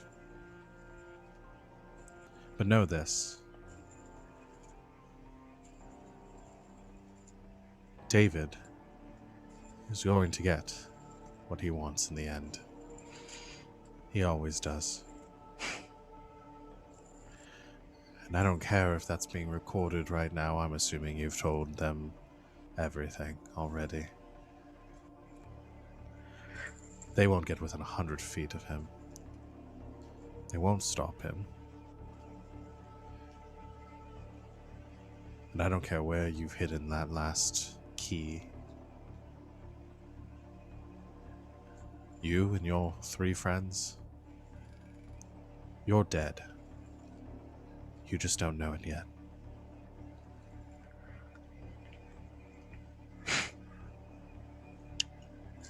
Feng will scoop up his helmet and walk out. And before he closes the door, he will just look over his shoulder. Be seeing you then, Delilah.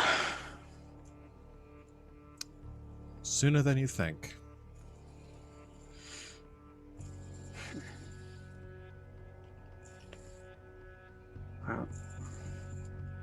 Door closes. Elle, who's been on the other side of the glass with everyone else, lets you back through. Well, that was something.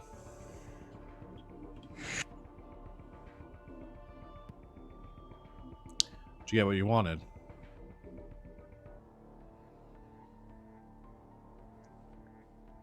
I think I did. Maybe I didn't. It's nice to know what we're working against.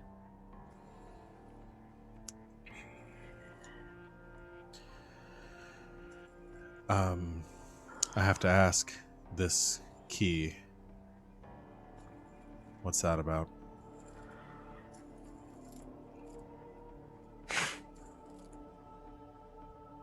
You really should rethink the whole no alcohol on the job site thing.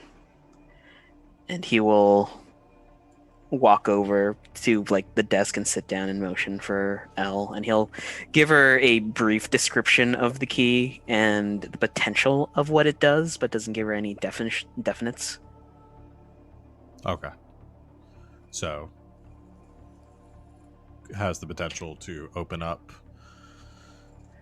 A magical prison that could unleash elder deities that can bestow or destroy people, bestow powers upon people or destroy them outright. Really depends on who you're asking. All right. While this is all going on, and Feng is giving this, is there anything that the rest of you are doing during the interrogation or during this? Vivi's really pensive and kind of uncharacteristically quiet. Mostly just kind of observing what's going on.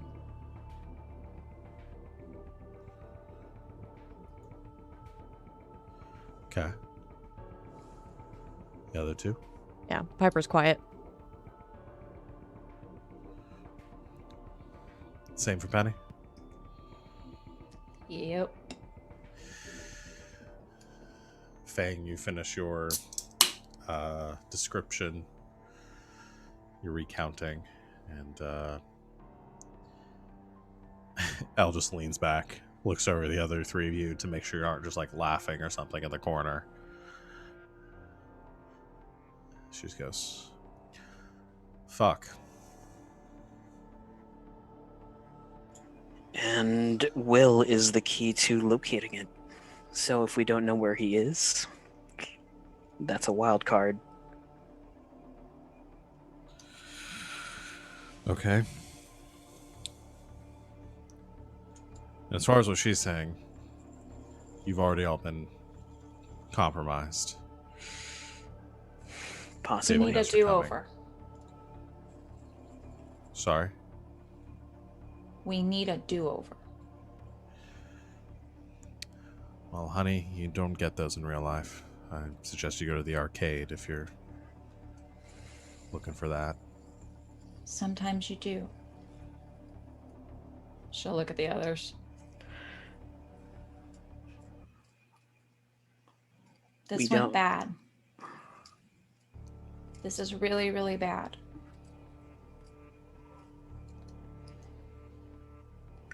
It's bad, but it's doable. No, it's not. Will knows. And something bad happened.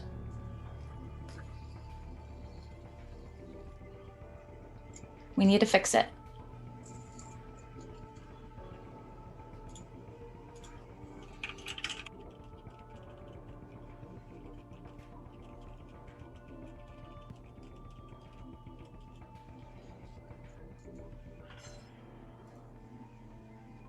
So the rest of the group.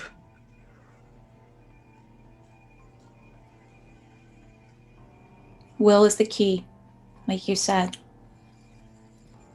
We need to get him on our side.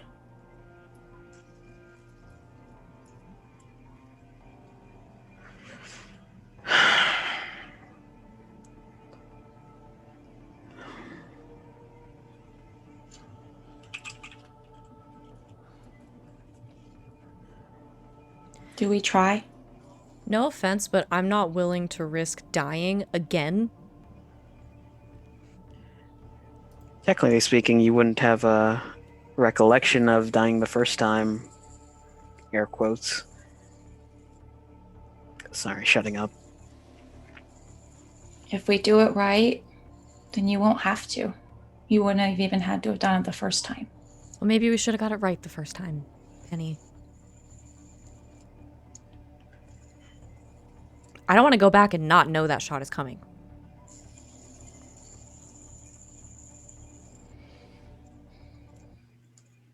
If we do it right, then the shot won't come at all.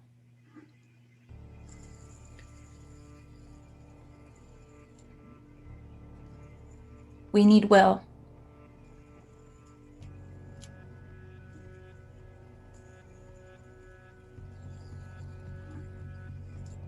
What could we possibly do different? I can talk to him. I got scared. When I was little, that's what would happen. If I got scared or mad, then she would show up. So I can't get scared. And I'll talk to him.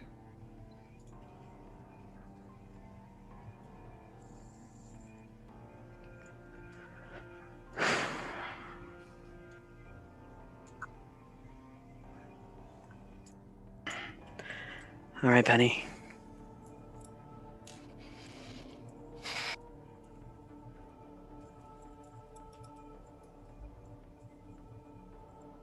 See you soon. If I'm not gonna remember this, he'll turn to Piper and kiss her.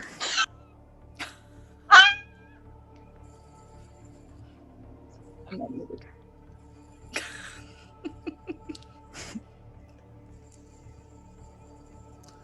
Okay. Vivi's got a really scared look on her face right before it happens. Not the kiss, the jump back.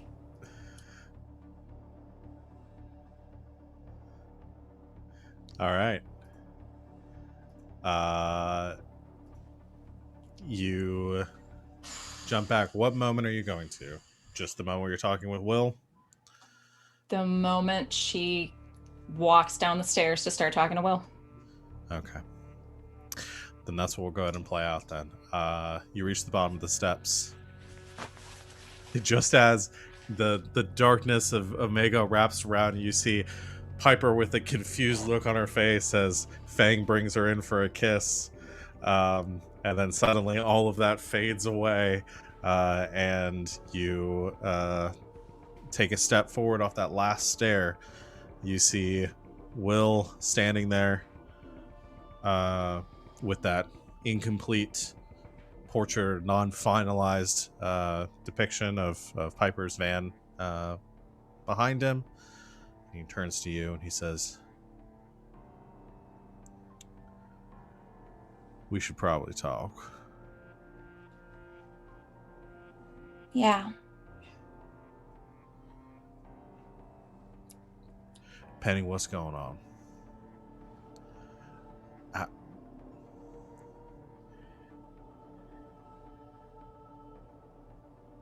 You all have something to do with this.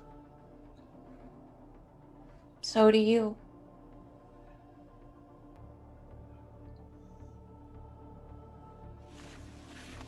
Well, What Mr. Constantine is doing is not good. It's dangerous.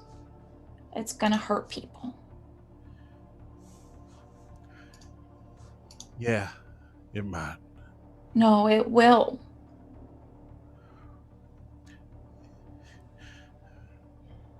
As far as I know, my ability to see in the future. Is yours the same?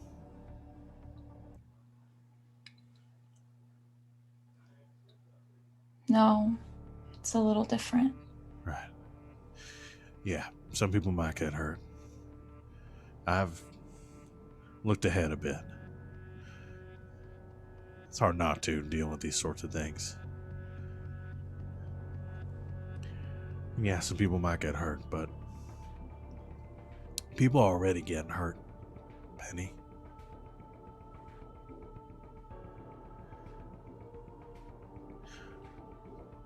What David's trying to do here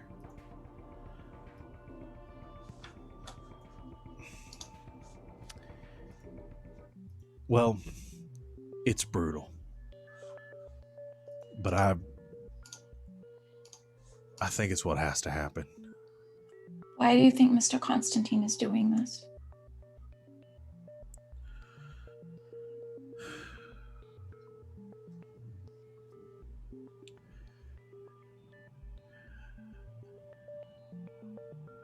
David has a legacy.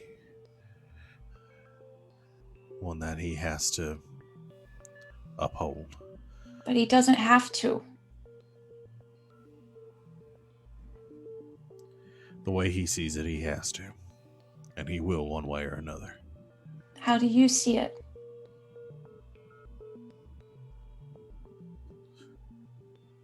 Should all this change? Should all these people maybe get hurt? Really get hurt? Should we let out a bunch of big god beings that can destroy the whole planet? Just because Mr. Constantine's mad about something that happened like a long, long time ago.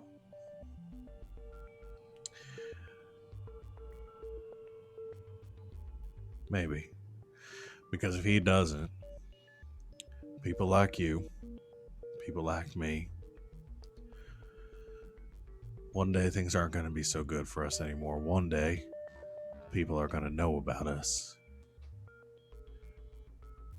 They're going to know the things that we can do. And they're going to start hurting us. So we help each other. That's what we're doing. No, you're hurting other people. If we're worried about people like us, then we should try to help and protect people like us. That doesn't mean hurting other people that aren't like us. That just makes it worse. Sometimes there's no peaceful solution. That's stupid sauce.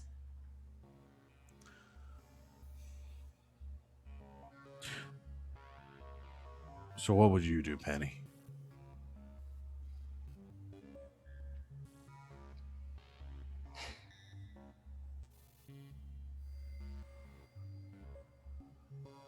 Break the keys.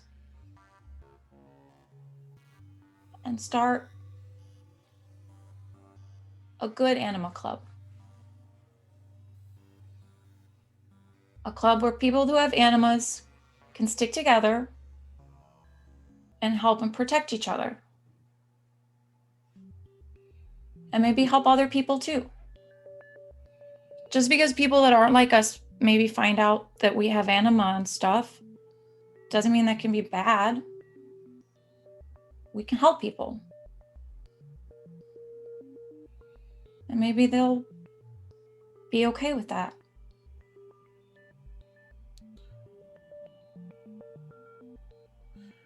I'm going to have you go ahead and roll. It's going to be charisma. You want to flavor Omega helping you in some way. He'll have like shot out and okay, that's retcon a little bit. When he asked if her powers were seeing the future, Omega's almost gonna like swirl a bunch of like different things and possibilities happening, and that's why she was like, no, it's a little different. And then while she's talking, he'll like kind of spread out thinner and thinner and thinner, so he doesn't look like fully black. He almost looks like dark blue, like a night sky. Just like what two she's little saying. starry eyes poke over her shoulder. Yeah. Please. I'll say you can add their power to this roll, and the difficulty is going to be easier. One of our neighbors is like just going ham out there with their car. We I don't live know next what door they're to doing. someone who thinks they're Dominic Toretto. Yeah. There is a Fast and Furious happening on our street right now. Oh no. The difficulty is going to be a 6. Okay. If you're out there, I hate you. 12. Is that a crit? That's a Okay. crit. Okay. He The power of friendship. I'm sorry. I didn't mean to scream so power of friendship. He kind of smiles a little bit. He goes, "That might be the most naive thing that I've ever heard. And honestly,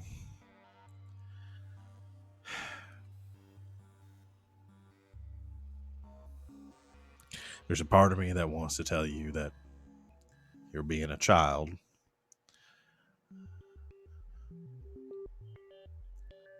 But, well, you remind me of someone. She wouldn't have wanted me to go this way either.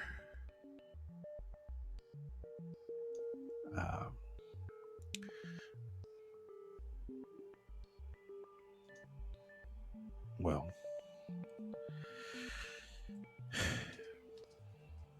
he holds up a hand and kind of gestures over towards you. You see Uranus kind of swirling, and you see that paint overfill again, and you watch as the shade of the van, the trailer is being depicted, go from a pink to a like a blue, and the image of Piper across it kind of slowly sort of fades away, like it's being painted over, until it's just a nondescript blue truck in a parking lot. And he smiles at you and he says, "All right.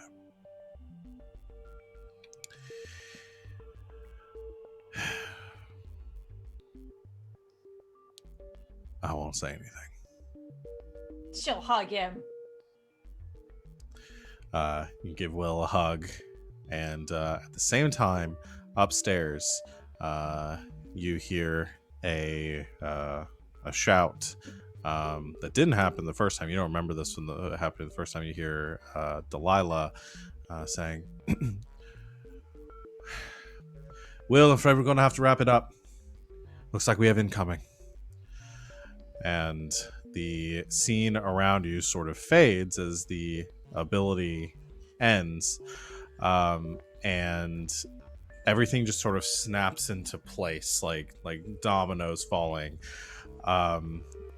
and you find yourself a little bit later standing on the street corner outside. You are with Feng and Piper, and Vivi is currently leaning up against the wall of the building, has a massive nosebleed, and her ears, there's like a little blood coming out of her ear as well. And everything kind of begins to come back to you, and you're remembering coming upstairs and Delilah saying that she received some sort of update on some contact that she had. There was an alert, like a bulletin that went over the police scanners that they picked up, and that somebody is on their way, but she doesn't know who. That they've been something came over the broadcast, the police broadcast, and that they have to get out. She very quickly after that grabbed Will, who didn't have a time to speak with you, and she offered to take the two of you with them. You declined, and she vanished with Will, using the power of Saturn to teleport them both out of there. Unfortunately, before the AIM transports could get there. At the same time, when you went outside, you found Feng, who had found Vivi collapsed on the second floor of the apartment building. She had suffered some sort of trauma or something that had happened, and she had been passed out, nose bleeding, completely disoriented. And Vivi, you've just regained consciousness, as whatever hit you that first time hit a lot harder this time. Hey. You okay? Biding my time. Sorry. What? Biding your time? Oh, no, it's a song. You ever heard it? Sarah Vaughn? Sorry, my memory isn't that great.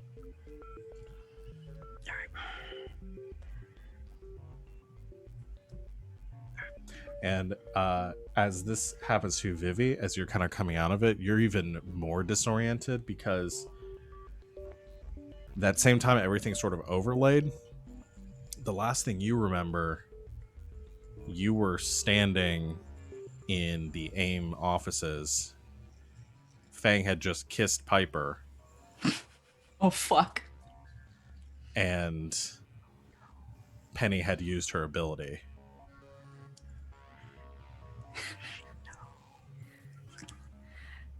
She's gonna pinch Fang. Ow! Ask first.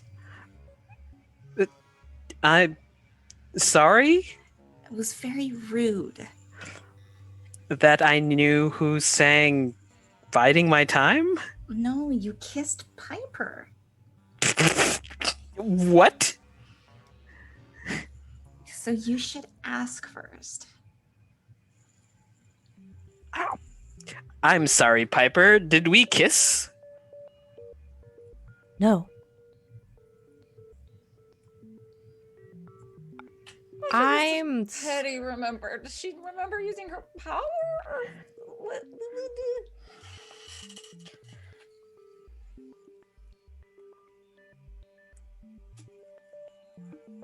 Val, how much does Penny remember? Sorry, my thing just like glitched out. Were you asking me a question? Yeah. What does Penny remember? Does she remember using her power? Yeah. Penny remembers what Piper or what Vivi remembers. You remember using her power. You remember coming back. Okay. And So and then things she'll like that. just like look Yeah. at Vivi. The only reason you forgot it the first time is because it wasn't Penny Yes. doing it the first time. Yes. Maybe he's fucking bleeding from the nose. You remember? Well, I don't really know what I remember. It's You remember them kissing? yeah, kinda. hold on. Hey, Hold on. now. Yeah. What? This isn't the first time we had this day. It went really bad and I had to go back and fix it. Right. When that happens, you all don't remember. But Vivi remembers. That's never happened before. Can I get a tissue? Yeah. Yeah. As all three of us go, oh. Handkerchiefs.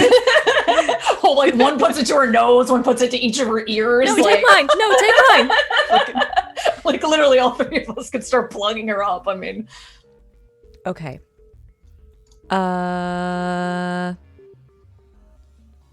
Vivi has a concussion, probably. Probably. And Penny, No, I but- don't know what's going on with you. but you guys did kiss. But you didn't because we went back, so you haven't. But you did. But you didn't.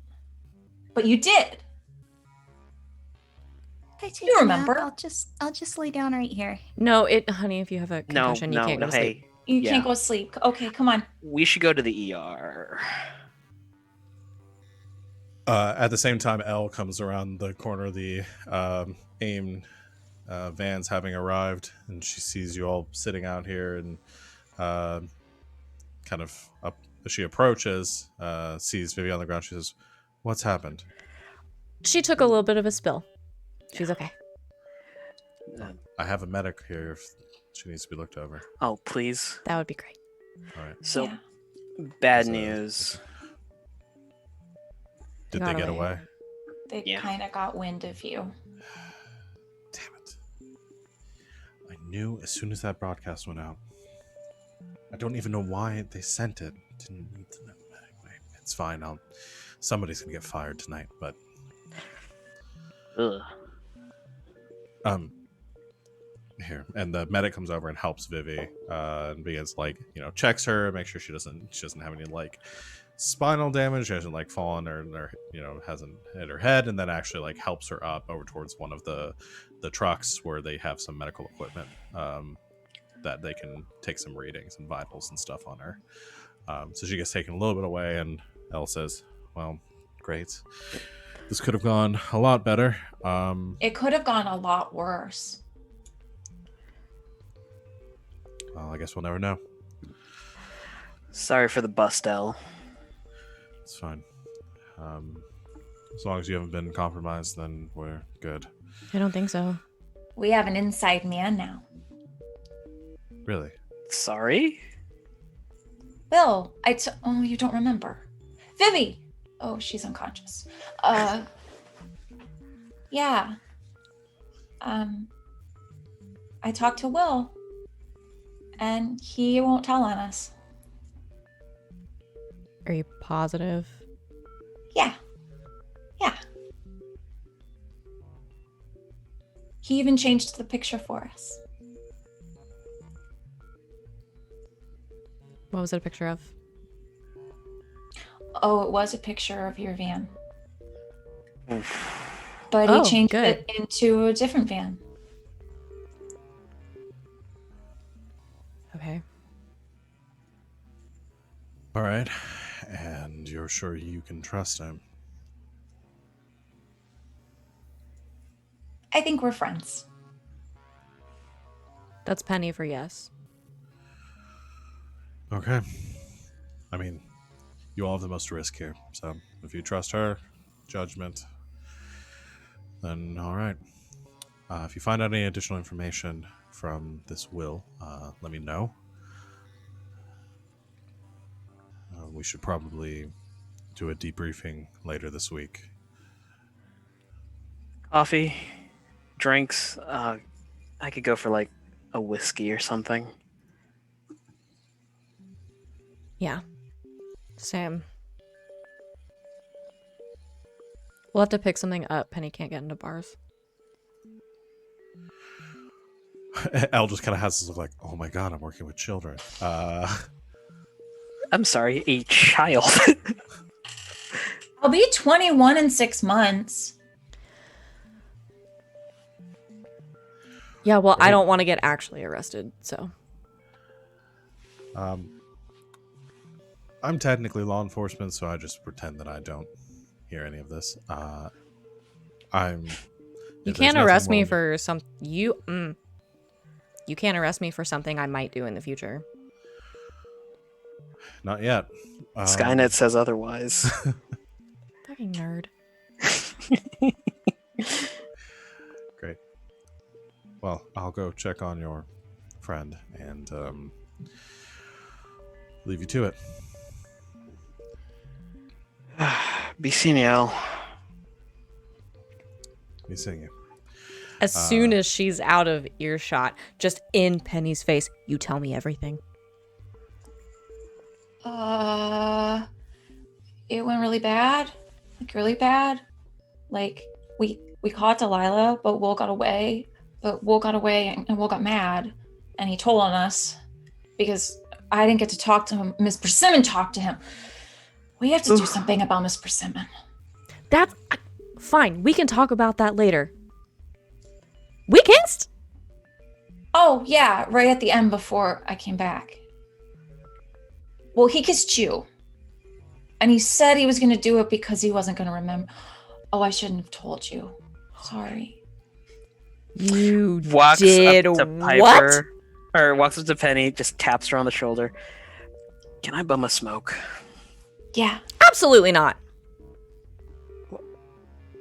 Those are so bad for you.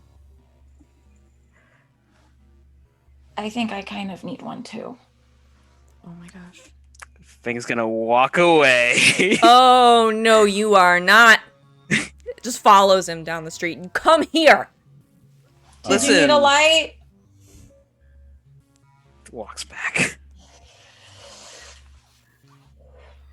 We can play out more of this if you guys want to. But while this conversation is going on, Elle returns to the van. Vivi, you've been looked over by the medic who's giving you the all clear. Says that they're worried that there might be that you probably should try to stay awake for at least the next 12 hours or so, and to make sure there's no signs of a concussion or anything. You didn't hit your head, but you didn't notice any signs of like a trauma.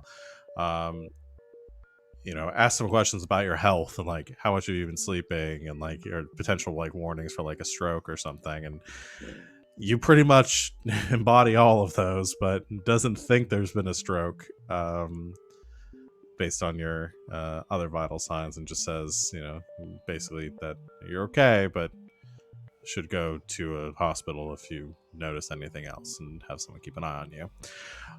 Elle approaches and they leave and says, approaches you and says, all right.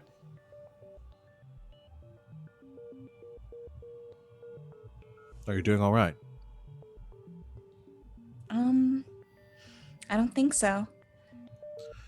I've got a question for you. Okay.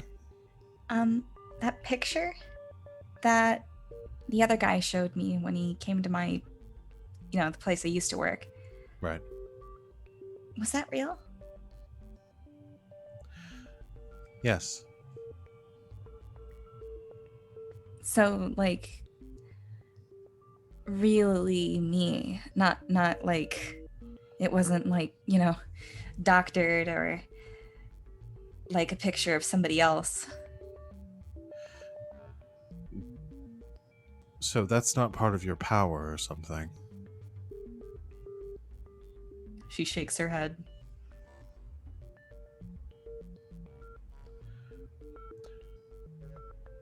She steps back towards the car and pulls out a briefcase out of the back, unclips it, rifles through a few files, and pulls out a manila folder. And she walks over and she hands it to you. She says, "This is everything we were able to find on you."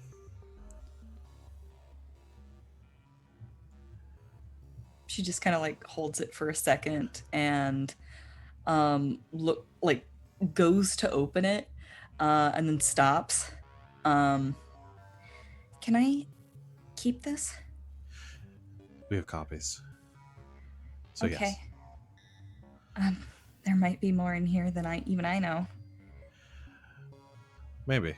We had assumed that your ability was maybe some sort of longevity or time travel. Honestly, there were all sorts of theories. But if you don't know how you got here and why you're here, then I suppose you have as much right to this as anyone.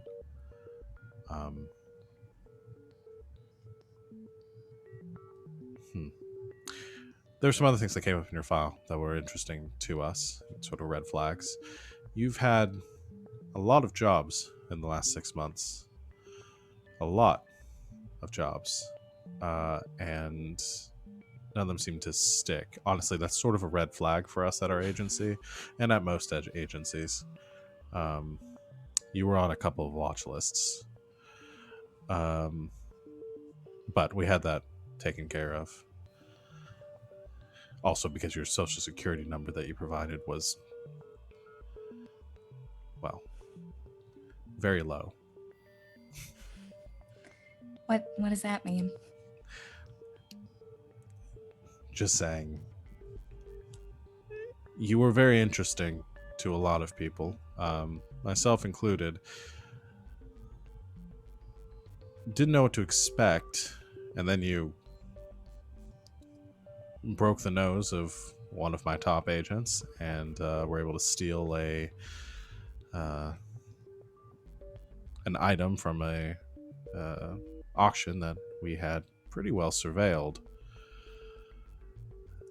Well, I can get a lot done when I'm motivated.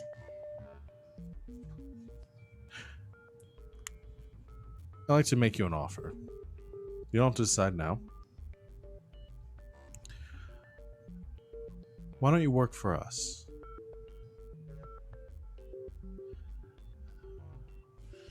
You can keep doing this, mostly. There'll be a few strings attached.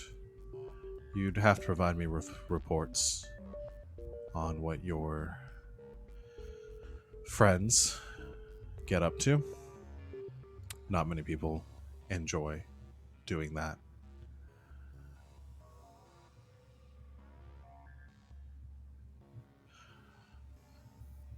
Okay. I'll do it. Really? I wasn't expecting you to decide so quickly. Okay. Something is wrong here, and we need to get to the bottom of it. And I don't know if my friends are going to be able to figure that out. I agree. Okay. Well, I'll there's some assessments that we'll have to do over the next.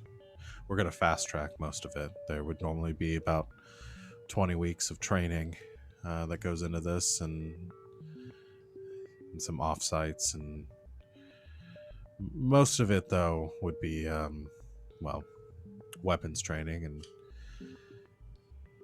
I don't think that's really a problem for you. I'll clear my schedule.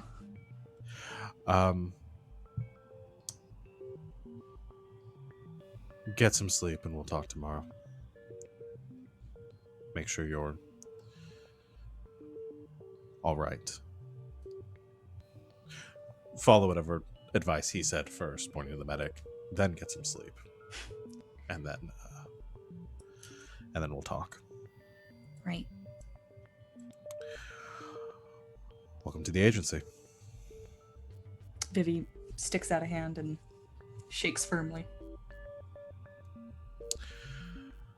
All right. We're out. And as she gestures toward the other agents, they begin to file into the van, to the cars, and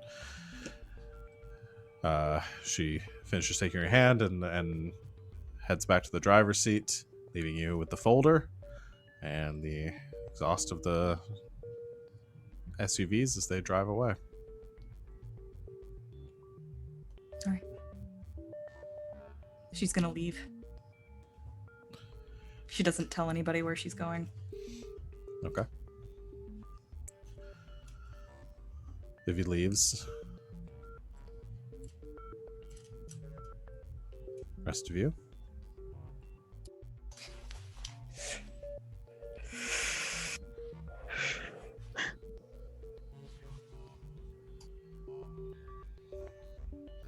No, I don't like being around cigarette smoke.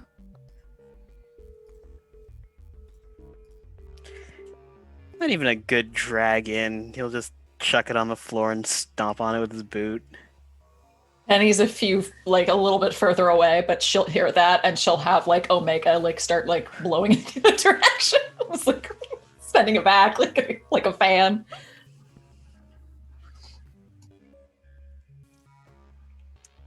She telling the truth? How am I supposed to know? I don't know. Apparently Vivi knows. I remember as much as you do.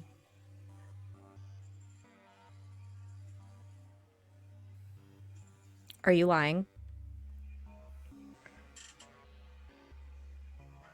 Why would I lie? You stalked me for 6 months. I don't know. We've been over this. It was to confirm if you really were a good or bad anima user.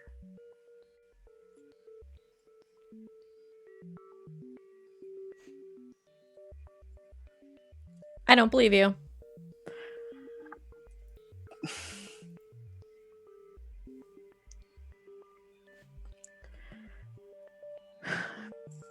Maybe in the time after that, after all the hanging out and busting our asses, I might have come to care for you. I super don't believe you. Nobody meets me and doesn't want to kiss me. See, it's that attitude right there. What attitude? That attitude. What? What that makes you want to kiss me?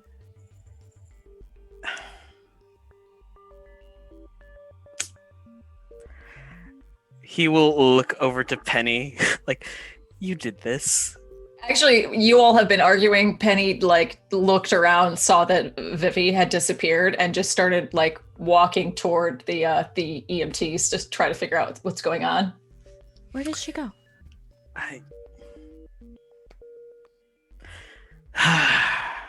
Well, if it's out in the open, he's gonna kiss Piper on the cheek, and then slam his helmet on, and then have Tortoise throw him away.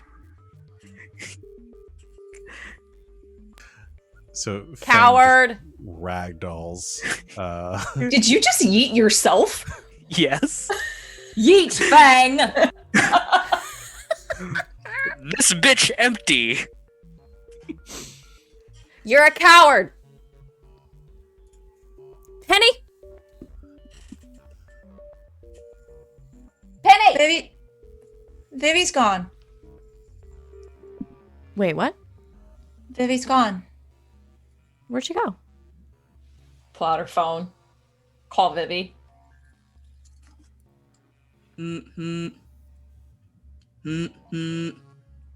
Buzz. Vivian Coyle, what's the buzz? Hey, it's Penny And Piper. Oh, and Piper. hi. Where did you go? Are you okay? Oh, well, the EMT told me that I should go home and rest, so I figured that'd be a good idea. Okay. Can we talk? About what?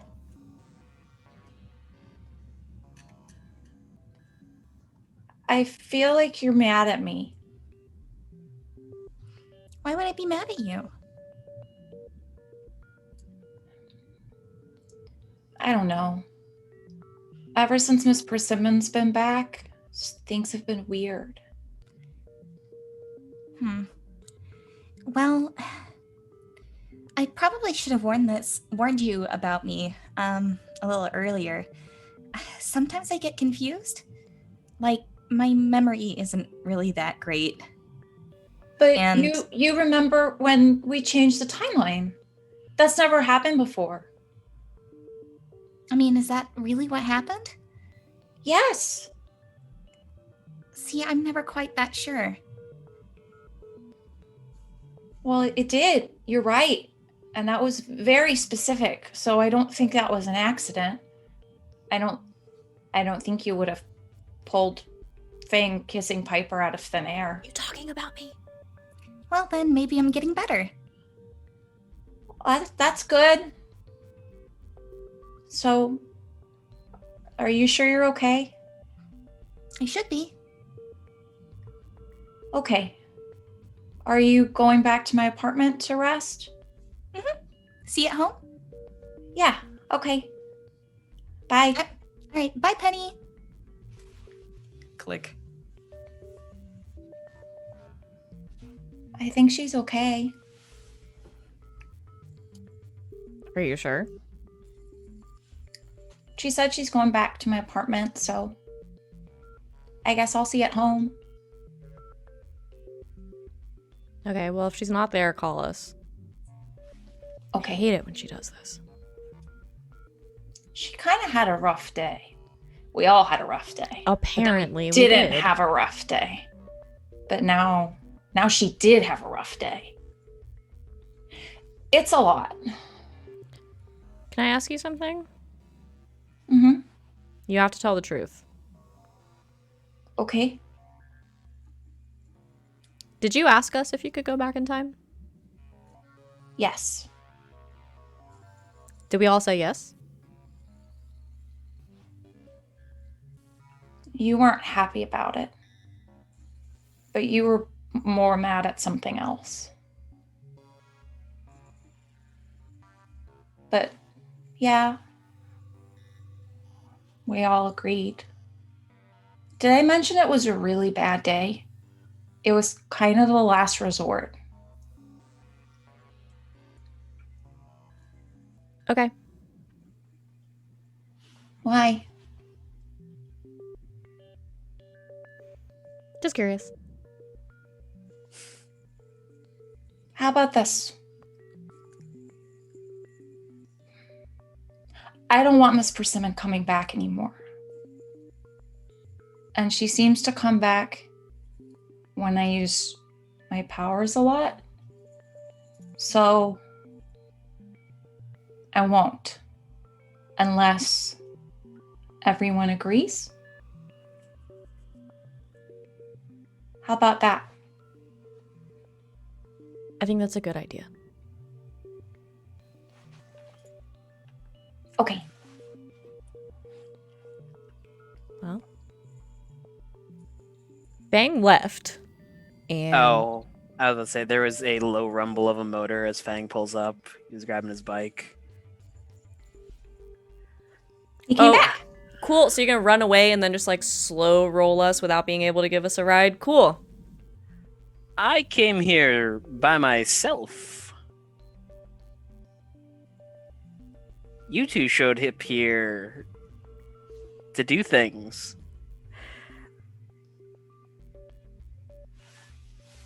What? I'm not saying proper. It's been a long night, okay? It's actually been 2 whole days. Are you? It's been like 10 minutes. You're not drunk, so No, but you know, when information gets out, that kind of changes a dynamic, maybe. I don't know. She'll lean over to Piper. Is this like a thing now? You told me about things. I did. Is this a thing? I don't know. Fang, is this a thing? Could Fang, be. is this a thing? It could be.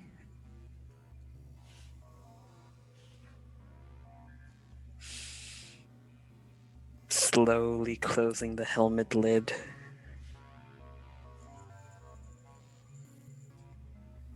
Is that good? I don't know. Oh, I did that so you couldn't see me blush. Hey, by the way, I still have food at my place.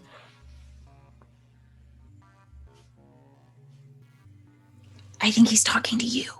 I know. Okay. Okay, fine. Only because I was already promised dumplings. I'll see you there then. Shit, Grandpa. Don't call him that. It's me. It's a Mr. great Shit grandpa. Grandpa to you. Grandpa's still at the apartment. Hopefully. Fuck. He will peel out in from the street. Should we go check on Mr. Grandpa? Yeah. Get in the car.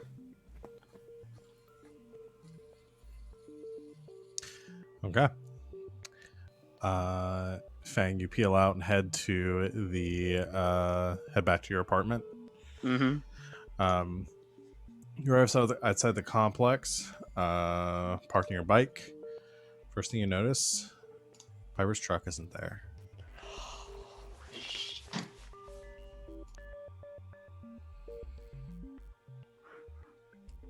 There's a bit of smashed glass on the in the spot where it was parked, but it is gone. Just a quick aura reading. Was there an anima used here? You spend the AP. I'm gonna have you actually roll on this one. Do a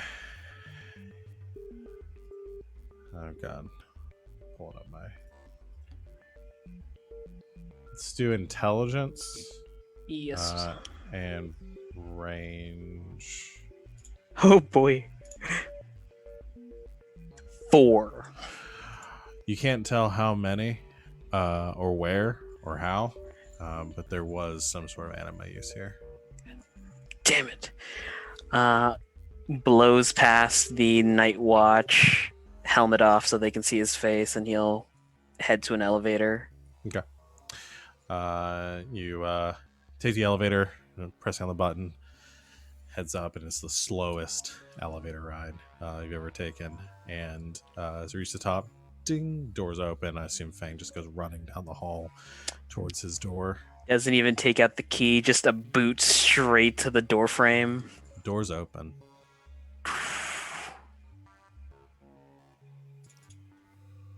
He runs in. Run in. The place has been ransacked. Furniture everywhere. The couch flipped over. There's actually a section of the like the cabinets and stuff that's just like destroyed. Somebody got thrown through it. It's quiet,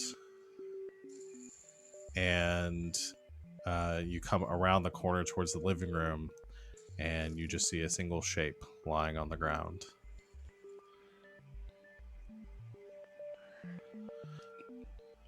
Feng moves over and takes a knee. You take a knee over your grandpa's body as you roll him over. He is not moving. He is cold, lifeless.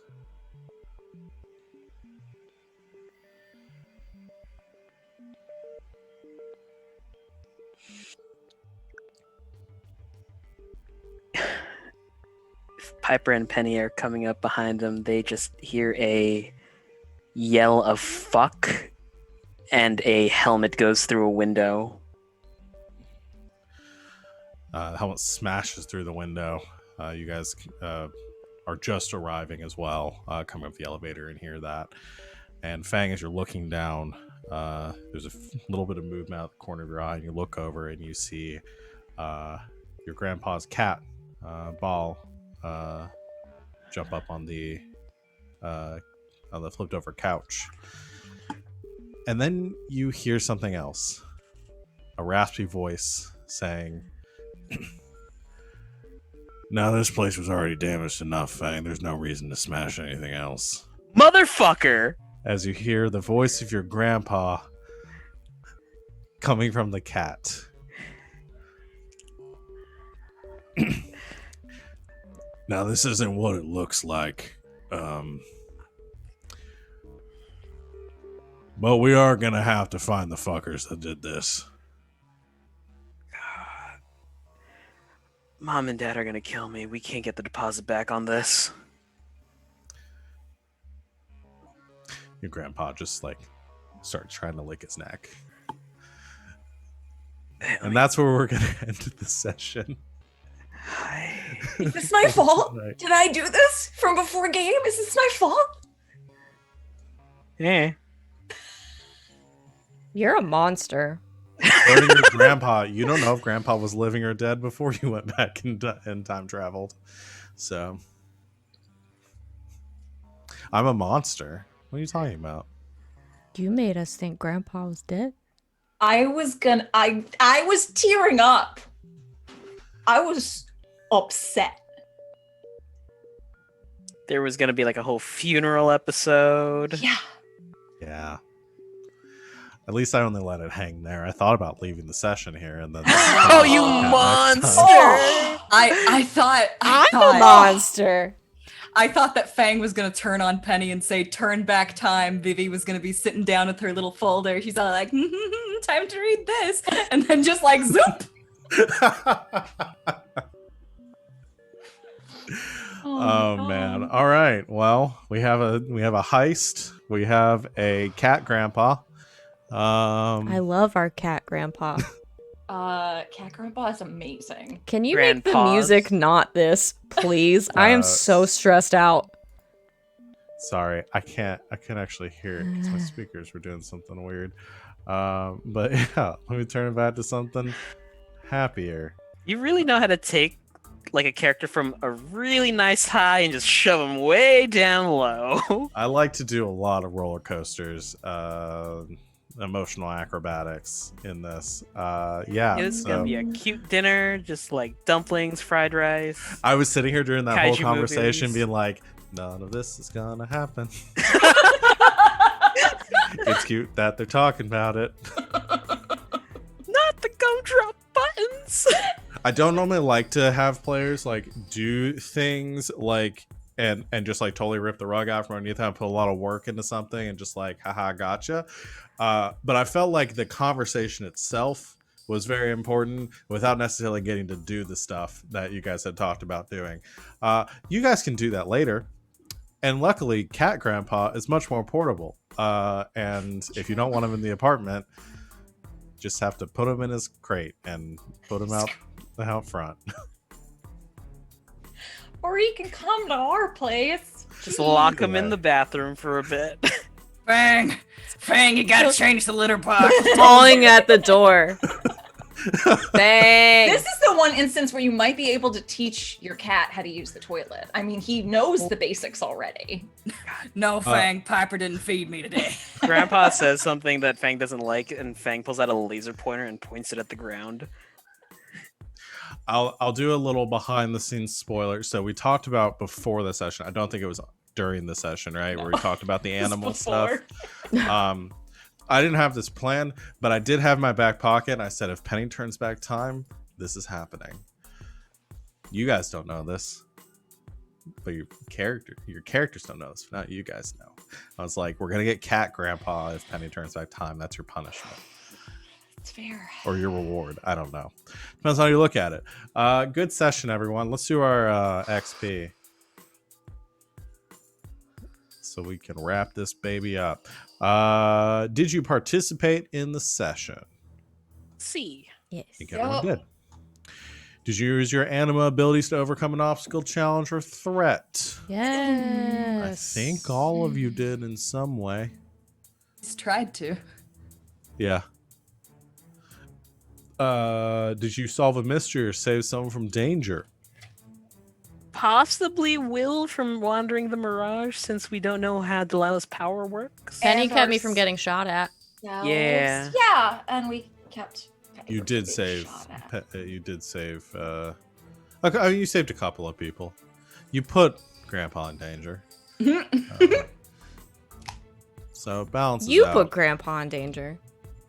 Nobody puts Grandpa in litter box corner. Jail. It can't be on us if we didn't know that was a consequence. True. Bang, this door is shut. I smell tuna. Bang. Bang, I heard you open a can. What's gonna be great is when he wants to drink, and it's just Grandpa with a little saucer dish of scotch. Feed scotch to your cats. You can to your grandpa cats. If your cat is also your grandpa, you can have alcohol. But Hey, only Grandma, I that. got a surprise for you. It's a cat. Meow. Oh no! Oh no!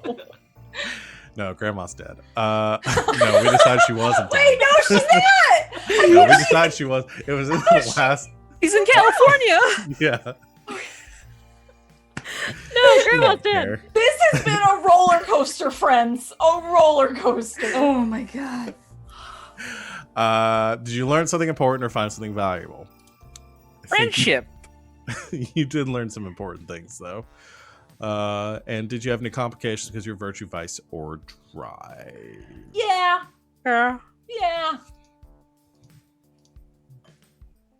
I leveled up. It might be time for Vivi to change her vice. Well, actually, here's the thing. I worded her vice in an interesting way. That she's an overachiever. That's a facade. That is a falsehood. Her real vice is that she doesn't feel like she belongs. So I'm ripping off the curtain. I'm taking off the mask. Okay. That's her true vice. Okay. And I think that definitely fits in with. So, would you frame her vice, if you're framing like an action, would you say like her acts of her like alienating herself or pushing away from the group would be like giving into her vice of not feeling like she belongs and kind of pushing into that? Yeah, I think so. Okay. All right, cool. I like that. I'm in this character and I don't like it. So on level 5, what are we pumping? That is back to your character. Ability. Yeah, because you went character, anima, new anima power. Probably gonna dump one into charisma because she's talking more.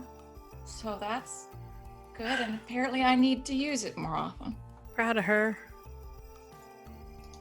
Gonna Wait, how do you up my strength because edit? Vivi failed to save her friends today.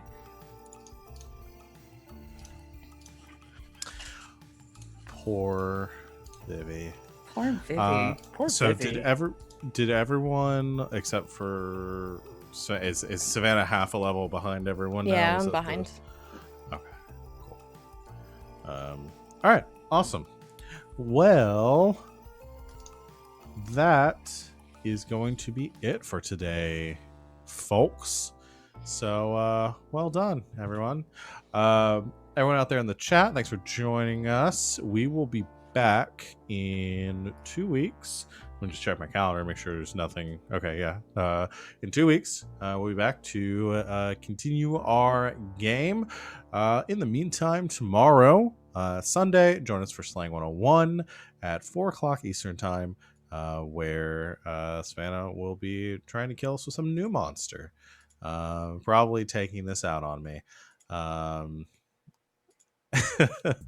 And throughout the week, we've got some good shows going on. On Tuesday, we'll have another Land of E, or we'll have the first session of Land of Eam, which Savannah's running. On Thursday, we'll have another Elegant Suffering that Sid runs. I'll be running Neon Souls. I almost said Elegant Souls. That's next season. That's next time. We're all ghosts. Yeah. Neon Souls on Friday. And then back for more Saturday nights, Apocalypse on Saturday. Follow us on Twitter. Obviously, follow us here on Twitch. Join our Discord if you want to stay up to date on everything that's going on. A lot of us have other things like going on outside the channel where you can check and follow all of people's stuff they talked about. Other shows going on. I'll go ahead and plug the show Savannah and I are going to be on LB Hack 'em Up's channel on Wednesday. Playing Monster of the Week. 8:30 Eastern time, so you come hang out with us for that. Anybody else want to plug anything? Savannah? Yeah, I have one other one. Starting this Monday and for the next 4 weeks or so, Monday nights at 7 p.m. Eastern time. I'm gonna be on twitch.tv/Colonomicon. It's like the Necronomicon, but with a Colin.